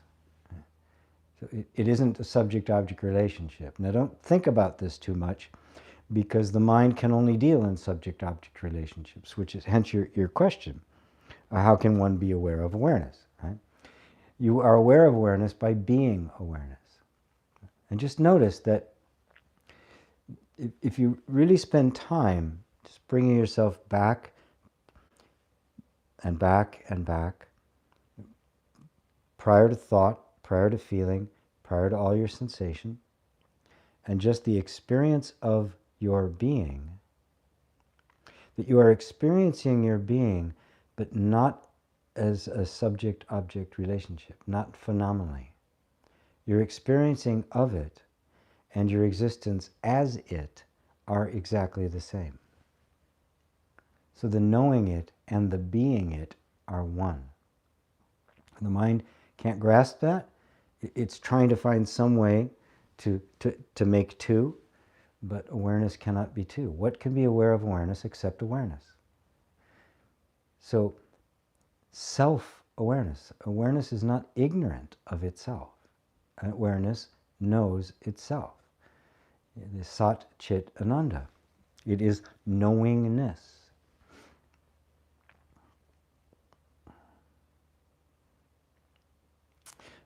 The key is to simply, it's a great and very simple meditation, to just be present with the sense of being. And notice that which is aware of the sense of being, right, is awareness. And that which is aware of awareness is awareness. What else could be aware of awareness? And that awareness is the sense of being. Because if you existed but weren't aware of it, you wouldn't exist. And you couldn't be aware without existing. So your being and awareness of being are not two. And at this point, all human knowledge is of no use to you. Because this is not a subject-object relationship. You are not an object looking at itself. You are simply subject. You are pure, indivisible subject without an object. Does that help, Sean? Lisa Crago says, subtle, but I get it. Thank you. This morning's lesson equals more being, less mind. Amen. Sally Atherton. Hi, Sally. Sally says, hi from England, Southeast England. Loving these satsangs. Love you all. Daryl, hello, GP. Relaxing on the Royal Caribbean cruise, Key West. Daryl, have a great time, my friend. Wow, relaxing on the Royal Caribbean cruise. Fun. Aaron Weaver. Hi, Aaron. Can you speak about the value of being on the path of recognizing awareness while feeling like becoming fully enlightened is unlikely?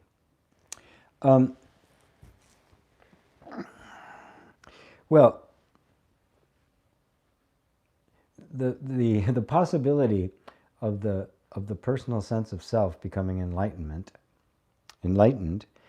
is absolute impossibility. Enlightenment is simply awareness awakening to its own nature. And it can be very sudden or it can be gradual. It can happen a little at a time. All of you are here because it's already happened to a certain degree. The awakening has actually happened and is simply unfolding over time. That means a greater discernment, an ability to discriminate. You're probably feeling more relaxed, more peaceful, less triggerable. All of those things are the symptoms of recovery, the symptoms of coming back to yourself. The thought, well, feeling like becoming fully enlightened is unlikely, is just a thought. And it assumes that you are this unenlightened, dark, separate self trying to find their way to enlightenment.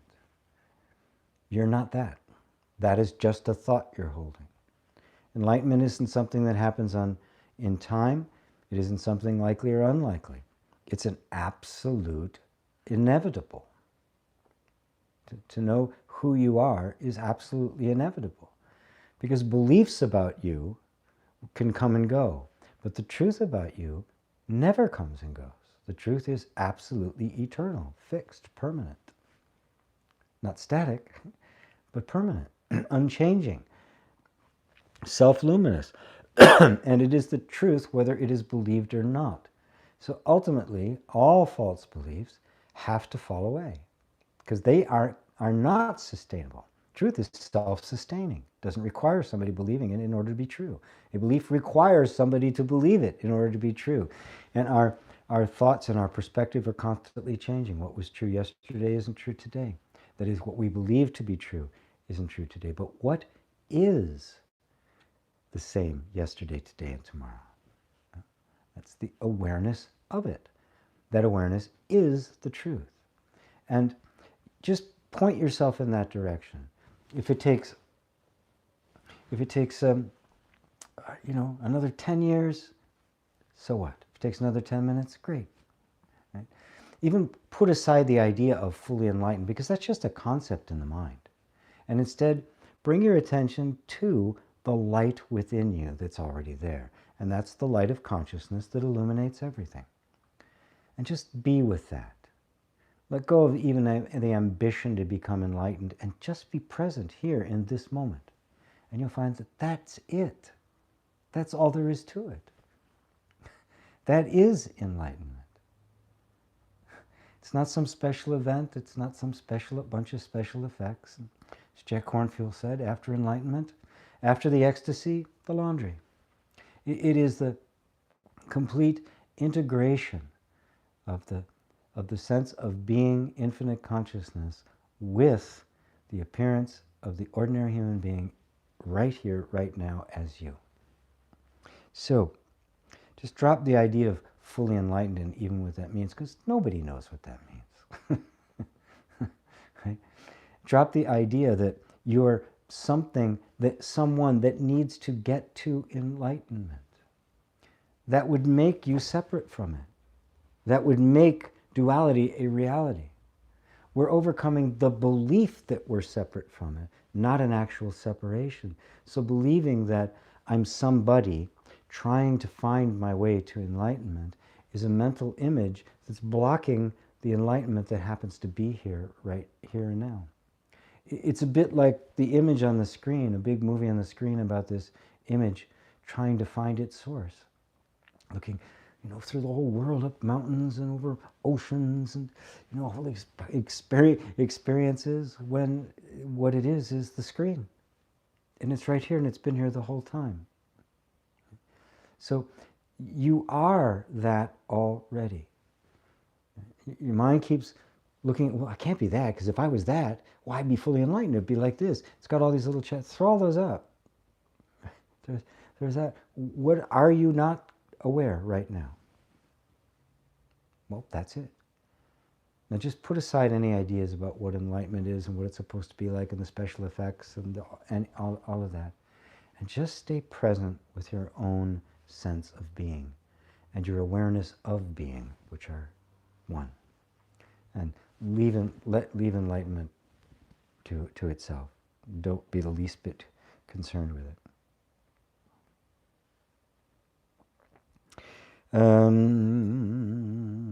Jags, thank you, G. Clearly explained. It really does just boil down to allow everything to be as it is, not opposing what is. Easier said than done for most, yes. It is nothing but that, and it is easier said than done simply because we've all been trained into this state of resistance. That's the whole book I wrote, The Tao of Allowing. We've all been trained into the state of resistance. And the ego feeds on resistance, right? The ego does not want to surrender to this present moment, because if there's no argument with the present moment, there's no ego. Can you see that? Eckhart Tolle refers to it as the pain body. If there's no argument with what's happening right now, there's no ego. The ego is made up completely of the argument with what's going on right now. That shouldn't be happening. I want something else.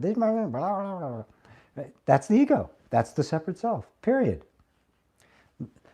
That collection of thoughts denying the validity that something else should be happening is the egoic mind. And that's how the ego isn't a thing, it's a functioning. And the functioning is the functioning of resistance to the present moment. That's all the ego is. As I was saying earlier, Everything in life is a functioning, right? Not a thing, a functioning, a flow, not a thing. And so I talked about that a lot in the energy healing class that I did. So when, and that's the resistance you feel, right? You'll be looking at this moment, experiencing it just as it is, but the mind will have all sorts of stories. Now, what I'm saying is, you're not experiencing it just the story about it as it is, right? We want to get to what is really happening. And when you do, what you find, and the best way to do that is to get into your body and just feel the sensations. And you'll see very clearly that there's the sensations, and then there's the thoughts about the sensations. The sensation is there, and the thought says this shouldn't be happening. If you go, but it is happening, and you just put that thought aside and keep bringing your attention back, the thought says, well, it's really uncomfortable, so it shouldn't be happening, right? Well, no, not necessarily. It's uncomfortable. It doesn't feel comfortable, and it's happening. So I'm letting go of my argument with it, even if it's uncomfortable. And if you're really resolute about it, the ego doesn't stand a chance, because in the present moment, the ego doesn't exist. It has to convince you to come out and agree with it. If you don't, game over.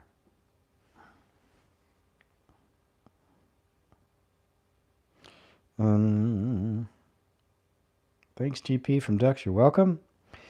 Nawaf from Saudi Arabia. Hi, Nawaf. Hi, GP. Love and peace to you and everyone. My question is how to know if my decision-making is coming from my true self or separate self. Oof, what a beautiful, beautiful, beautiful question. And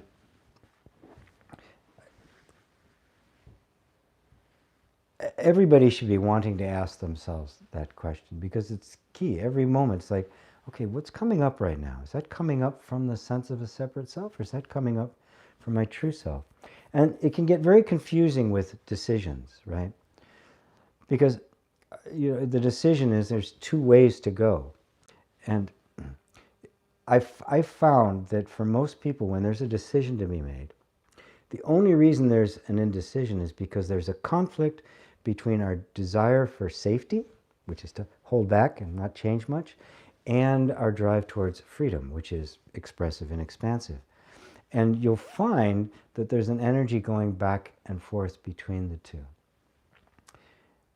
If you can simply embrace whatever the desire is to move forward with, and then see that that desire is like the phenomena, right?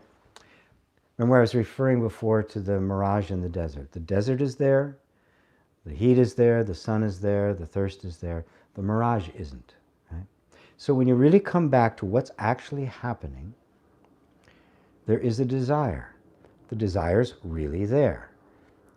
We're not projecting a mirage on it. And for most, projecting the mirage being projected on the desire is, I won't be happy unless I get it, right? The attachment to the desire. And the other thing gets projected on it is the fear of lack. Right? It's not going to fulfill itself. Now those are after the fact. The desire has already arose, and spontaneously these reactive patterns to the rising of a desire, and all desire actually isn't desire. Desire is simply the creative impulse of pure awareness. That's all it is. It's the creative impulse of the source of the universe. It is why there is a universe, and awareness just isn't sitting there. There is within awareness the impulse to create, to generate form. We feel that as human beings as a desire for something or to do something. That then gets interpreted from the point of view of lack, and it seems like that desire is going to fulfill me in some way. And of course, because the egoic mind is nothing but the feeling and ideas of lack, right? It gloms onto that and say, I'm going to be happy when I get that. And that's the whole thing we experience. Go back to the desire itself. And then notice all the different conflicting feelings about it. You'll notice that when that desire arises, one part's going to say, no, can't do that. Another part's going to say, wow, that'd be really great. Another part would say, how could that help humanity? Another part would say, is that spiritual or not? They're all there. Actually, I'm going to talk about all of those when I do the class on the chakras next year. I'm doing it, I think it's going to be a 10-week long class where I'm going to go into each one individually. But those are a model, an old model, to isolate and identify the various aspects of ourselves that are in conflict with it. Well, there's no conflict in the desire. It's innocent. It's just arising. So now, get out of your mind, which is just jumping back and forth, trying to find the position. Should I do it? Should I not? Should I do it? Should I not?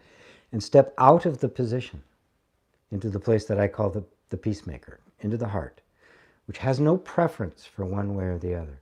It's simply looking for the very best that's possible in the moment. Now, when we're there, and you're not flip-flopping back and forth, the demands of our natural inclination towards safety and stability and security, and our also overwhelming urge to grow and expand and have greater and greater freedom, if you're not taking sides, they will eventually find an equilibrium. And when they do, the way forward will become crystal clear, because now it is partaking of both. When we're in a sense of indecisiveness, we're trying to favor one over the other.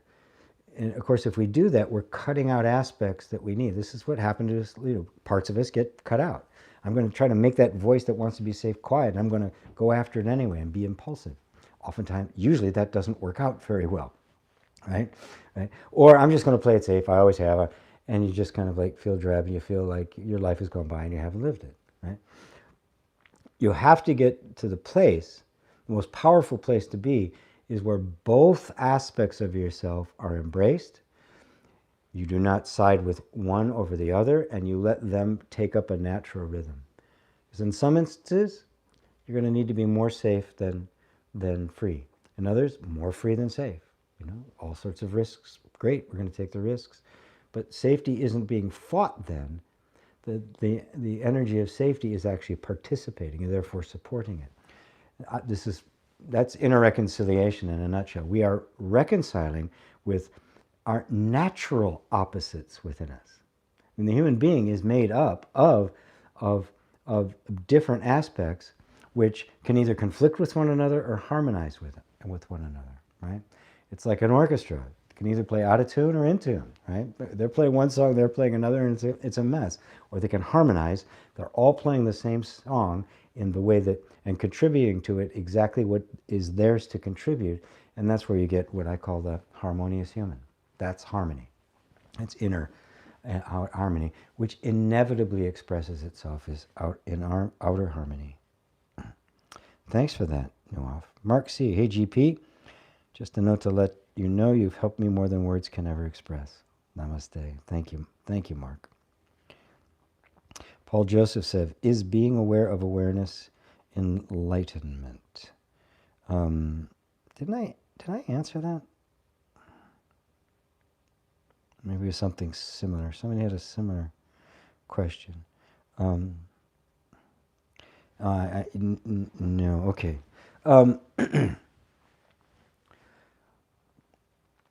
When the sense of I is completely identified with awareness, when awareness is myself, that is enlightenment. Now that doesn't mean thoughts that contradict that aren't going to come up, but they're no longer believed. The conditioning, habits of conditioning of the nervous system may continue to arise, saying exactly the opposite, right? But you're no longer, they may even surface as feelings and as doubts, but you're no longer fooled by them because the sense of I has come back home, right? Yes, that's enlightenment. But it's also in that place, because awareness is pure allowing. It's pure objectless love. It's felt as love, as happiness.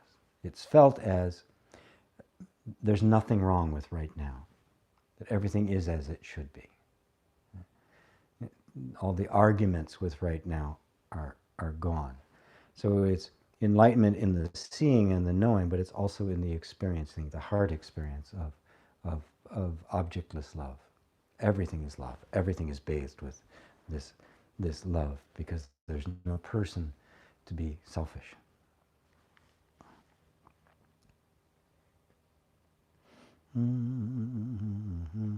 I thought I bought off-white belt. Okay. Better late than never. Hi, Ann. Good to have you. Gee, live thoroughly through this satsang. You've covered all the subtleties very well. This satsang has covered the issue that I did not I had that I did not understand. Very good. Very good. Yay. Yay, yay, yay. Cool. Very clear, says Aaron Weaver. Jorge, the present moment, is it in time? Thank you. No. The present moment is timeless. The present moment, well, just look for yourself. Is the present moment shifting and changing, moving through time? Because time and change are the same thing.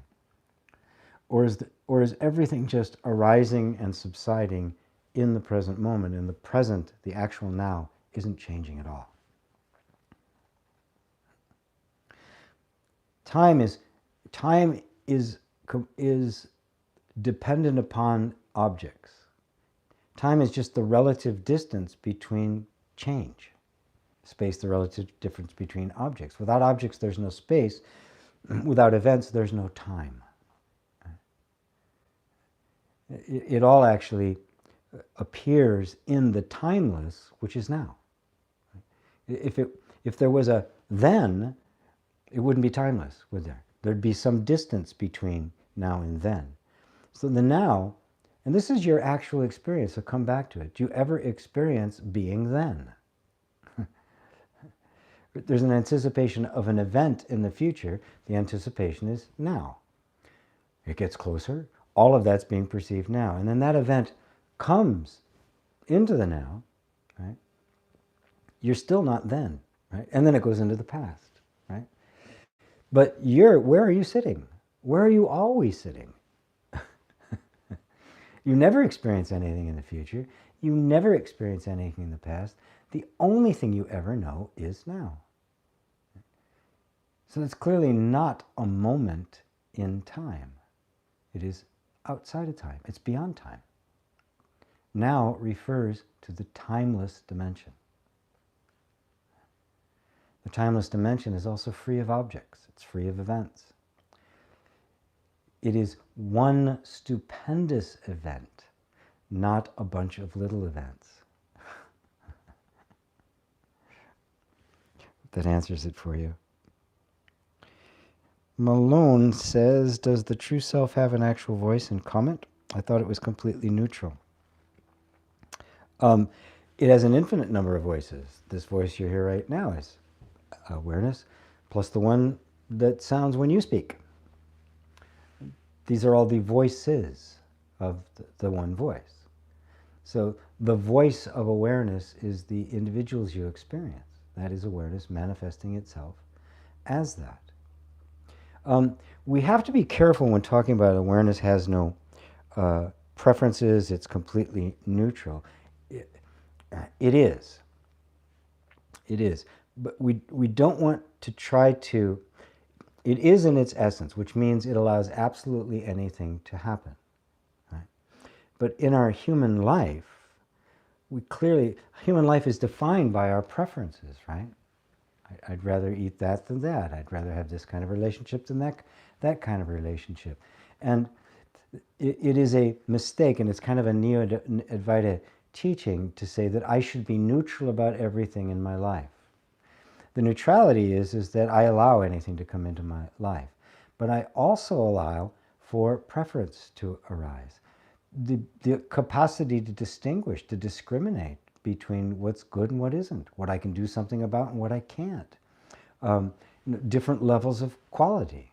I mean, it's clear that a Beethoven symphony is a higher quality than some dance number on MTV, if that even is still a thing.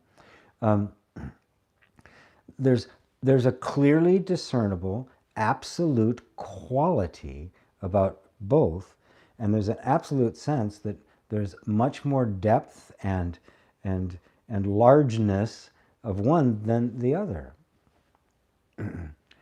So the neutrality is that both are allowed, right? But that doesn't mean that everything appears is neutral, right?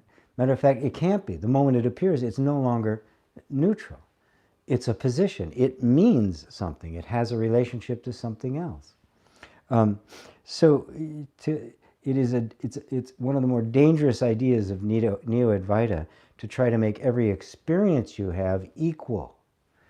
They are all made of the same substance. They are all appearing to the same energy, to the same beingness. But that doesn't mean their qualities aren't different. The quality of a cockroach and the quality of a sunset are very different. They're the same substance, right? And so now that, of course, is relative, but that's okay. In this moment, I prefer this over this. The next moment can be different, right? What's good in the moment, right, draws from the moment. So it's this holistic, it's this whole, it's this consistent whole. Nothing stands apart. So this is absolutely good. This is absolutely. It depends. It really depends on the circumstance. If I want to dance, Beethoven's Ninth is not the right number, right? It can be James Brown, right? So, but if I stand back and look for the entirety of music, I stand in awe of both, but different, right? So they're not. It's not neutral, and it's really important to see that, because there's a certain school of thought in non-duality that wants to make everything equal, and it's not. It's not like that. There are absolute qualities, right? They do represent something. This is a subtle one. The mind gets hold of that, and the mind wants to make everything relative, basically to justify whatever it wants to do. This is equal to that. Who cares then? I can do whatever I want. And that's where the ego will take that. But just go deeply into the awareness and what is aware of. Creation the awareness itself, being uncreated, is absolutely empty and neutral, and anything is allowed. But that doesn't mean what happens is all equal, right? Everything is going to have its own characteristics, and it's going to appear in an environment, and how it appears in that environment is going to change the characteristics of it, right? You can write a song with one note, play one note. You change the chords behind it, and that note, even though it's the same note, every time the chord changes, takes on a different characteristic, right? So there's this constant interplay of things. And in one moment, something is better than the other. And in another moment, something else is better than the other. So awareness is neutral, but the manifestation of awareness is filled with the full range of subtlety and nuance. That's the best way I can put it. It's a hard thing to put in. I hope I'm clear about this. N. Kaufman says, where does allowing fit in with humanity's destroying of the environment? If I was to say, well, we just have to allow that, that's not allowing, that's resignation. I find it absolutely abhorrent. And I allow myself to say that. I allow that to be there. As I was just talking, it's not neutral, right? I'm not allowing something to say, oh, that's okay, and as good as that, okay. Destroying the environment is clearly less of a vibrational position than taking care of it and working with it and harmonizing with it. Absolutely different, and my power of discrimination lets me do that. Even though the substance of both is made of the same thing, it would be insane to think they're different. They're the same. They're not. So I allow my indignation. Of course, if you see somebody, who's in public hitting their child, right, or yelling at them, or humiliating them in public, do you go, oh, that's okay, just allow that? No. It's wrong. You know it's wrong. And if the opportunity is there, you try to say something, right? Say, please don't do that. They're going to remember that their whole life. It's going to hurt them. Please. I know they're yours. It's not my business, but please don't do that. Whatever it is, we have to allow all of it. When I'm talking about allowing, I'm not talking about this event that it's all okay, nothing matters, because that's not true, right? What I'm saying is we have to allow our own feelings to be there, because we're in a fight with ourselves. So when we're allowing our own feelings to come up, we're not fighting with ourselves, we're bringing healing to ourselves. And that healing will open up into wisdom, which clearly discerns, right? I'm totally anti-war. There hasn't been a need for a war since World War II. They've all been about money. They've been all about greed. They're all manipulative. They're all hypocritical. And they're all completely without empathy. And all the countries that make war, which is the United States mostly, started more wars since World War II than any other country, than all the rest put together, actually. Right? So that's reprehensible. It's immoral, it's insane, it's wrong, and it should stop. Right? I'm completely comfortable with that. That's because I allow my own feelings. So if a righteous indignation pops up, I know that it's not just a reaction in me, right? Something personally I don't like. I know that this righteous indignation is an actual offense to love, to harmony, to humanity, and to the nature of being. It's a real offense to that. And therefore I will take that and be offended. I will take that on because it's not just personal. Jesus said, which I think it covers it perfectly. He said, "Judge not, lest you be not judged." That's the allowing part of it. Don't judge what you're feeling, right? And then you won't be judged, because if you're not judging it, there's no judgment. He says, "But when I judge, my judgment is just, because I seek not my own will, but the will of the Father." So what he's pointing at then is that when his judgment is free of just reactive patterns, it is not just conditioning, reacting to something it doesn't like, because you've been through that. That's all fallen away. So you're present with what is happening. And you're absolutely crystal clear that what is happening right now is wrong. It is immoral. And it should stop. And you should say so. Does that answer it for you, Anne? It's not going to make you weak. It makes you strong. Ava, each song looks way clearer and deeper than the previous one. The previous ones were also like this. Infinite wisdom is unfolding here through your videos, words, and love. Thank you 1,000 times and more. You're so welcome, Eva. Daydreams in music. Now, if someone asks me what time it is, I will say, it's now. It's always now. And that's absolutely true. But you could also just say, hey, it's about 3:12. Right? There's a funny story of in Zen, and there were two temples that were very close to each other. And one was a Zen temple, and the other was more of a traditional Stoic Buddhist temple, very strict rules. You can't touch women, can't do anything like that, right? And the young monks were given strict instructions. They were not allowed to talk to those strange Zen guys, no matter what. Don't talk to them. Well, one day, one of the younger monks from the, it was a young boy, young teenager, was on his way to the market. And he happened to see one of the young monks from the Zen temple.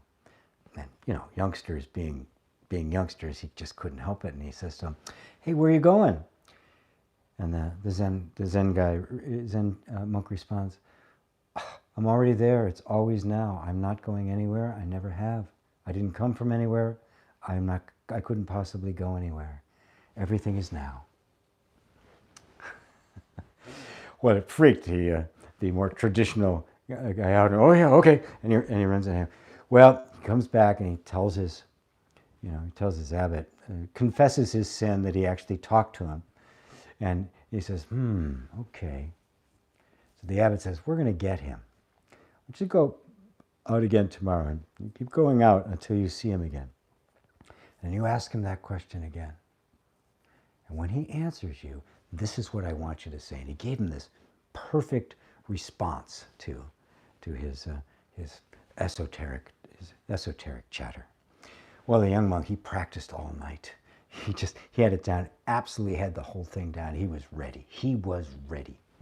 Off he went down the street. Sure enough, along comes the Zen guy, and he says, hey, where are you going? The Zen guy goes, to the market.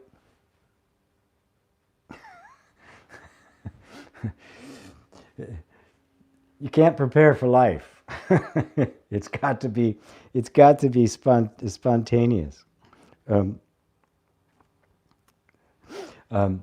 So yeah, it's always now. What time is it? Now. And that's actually the truth, right?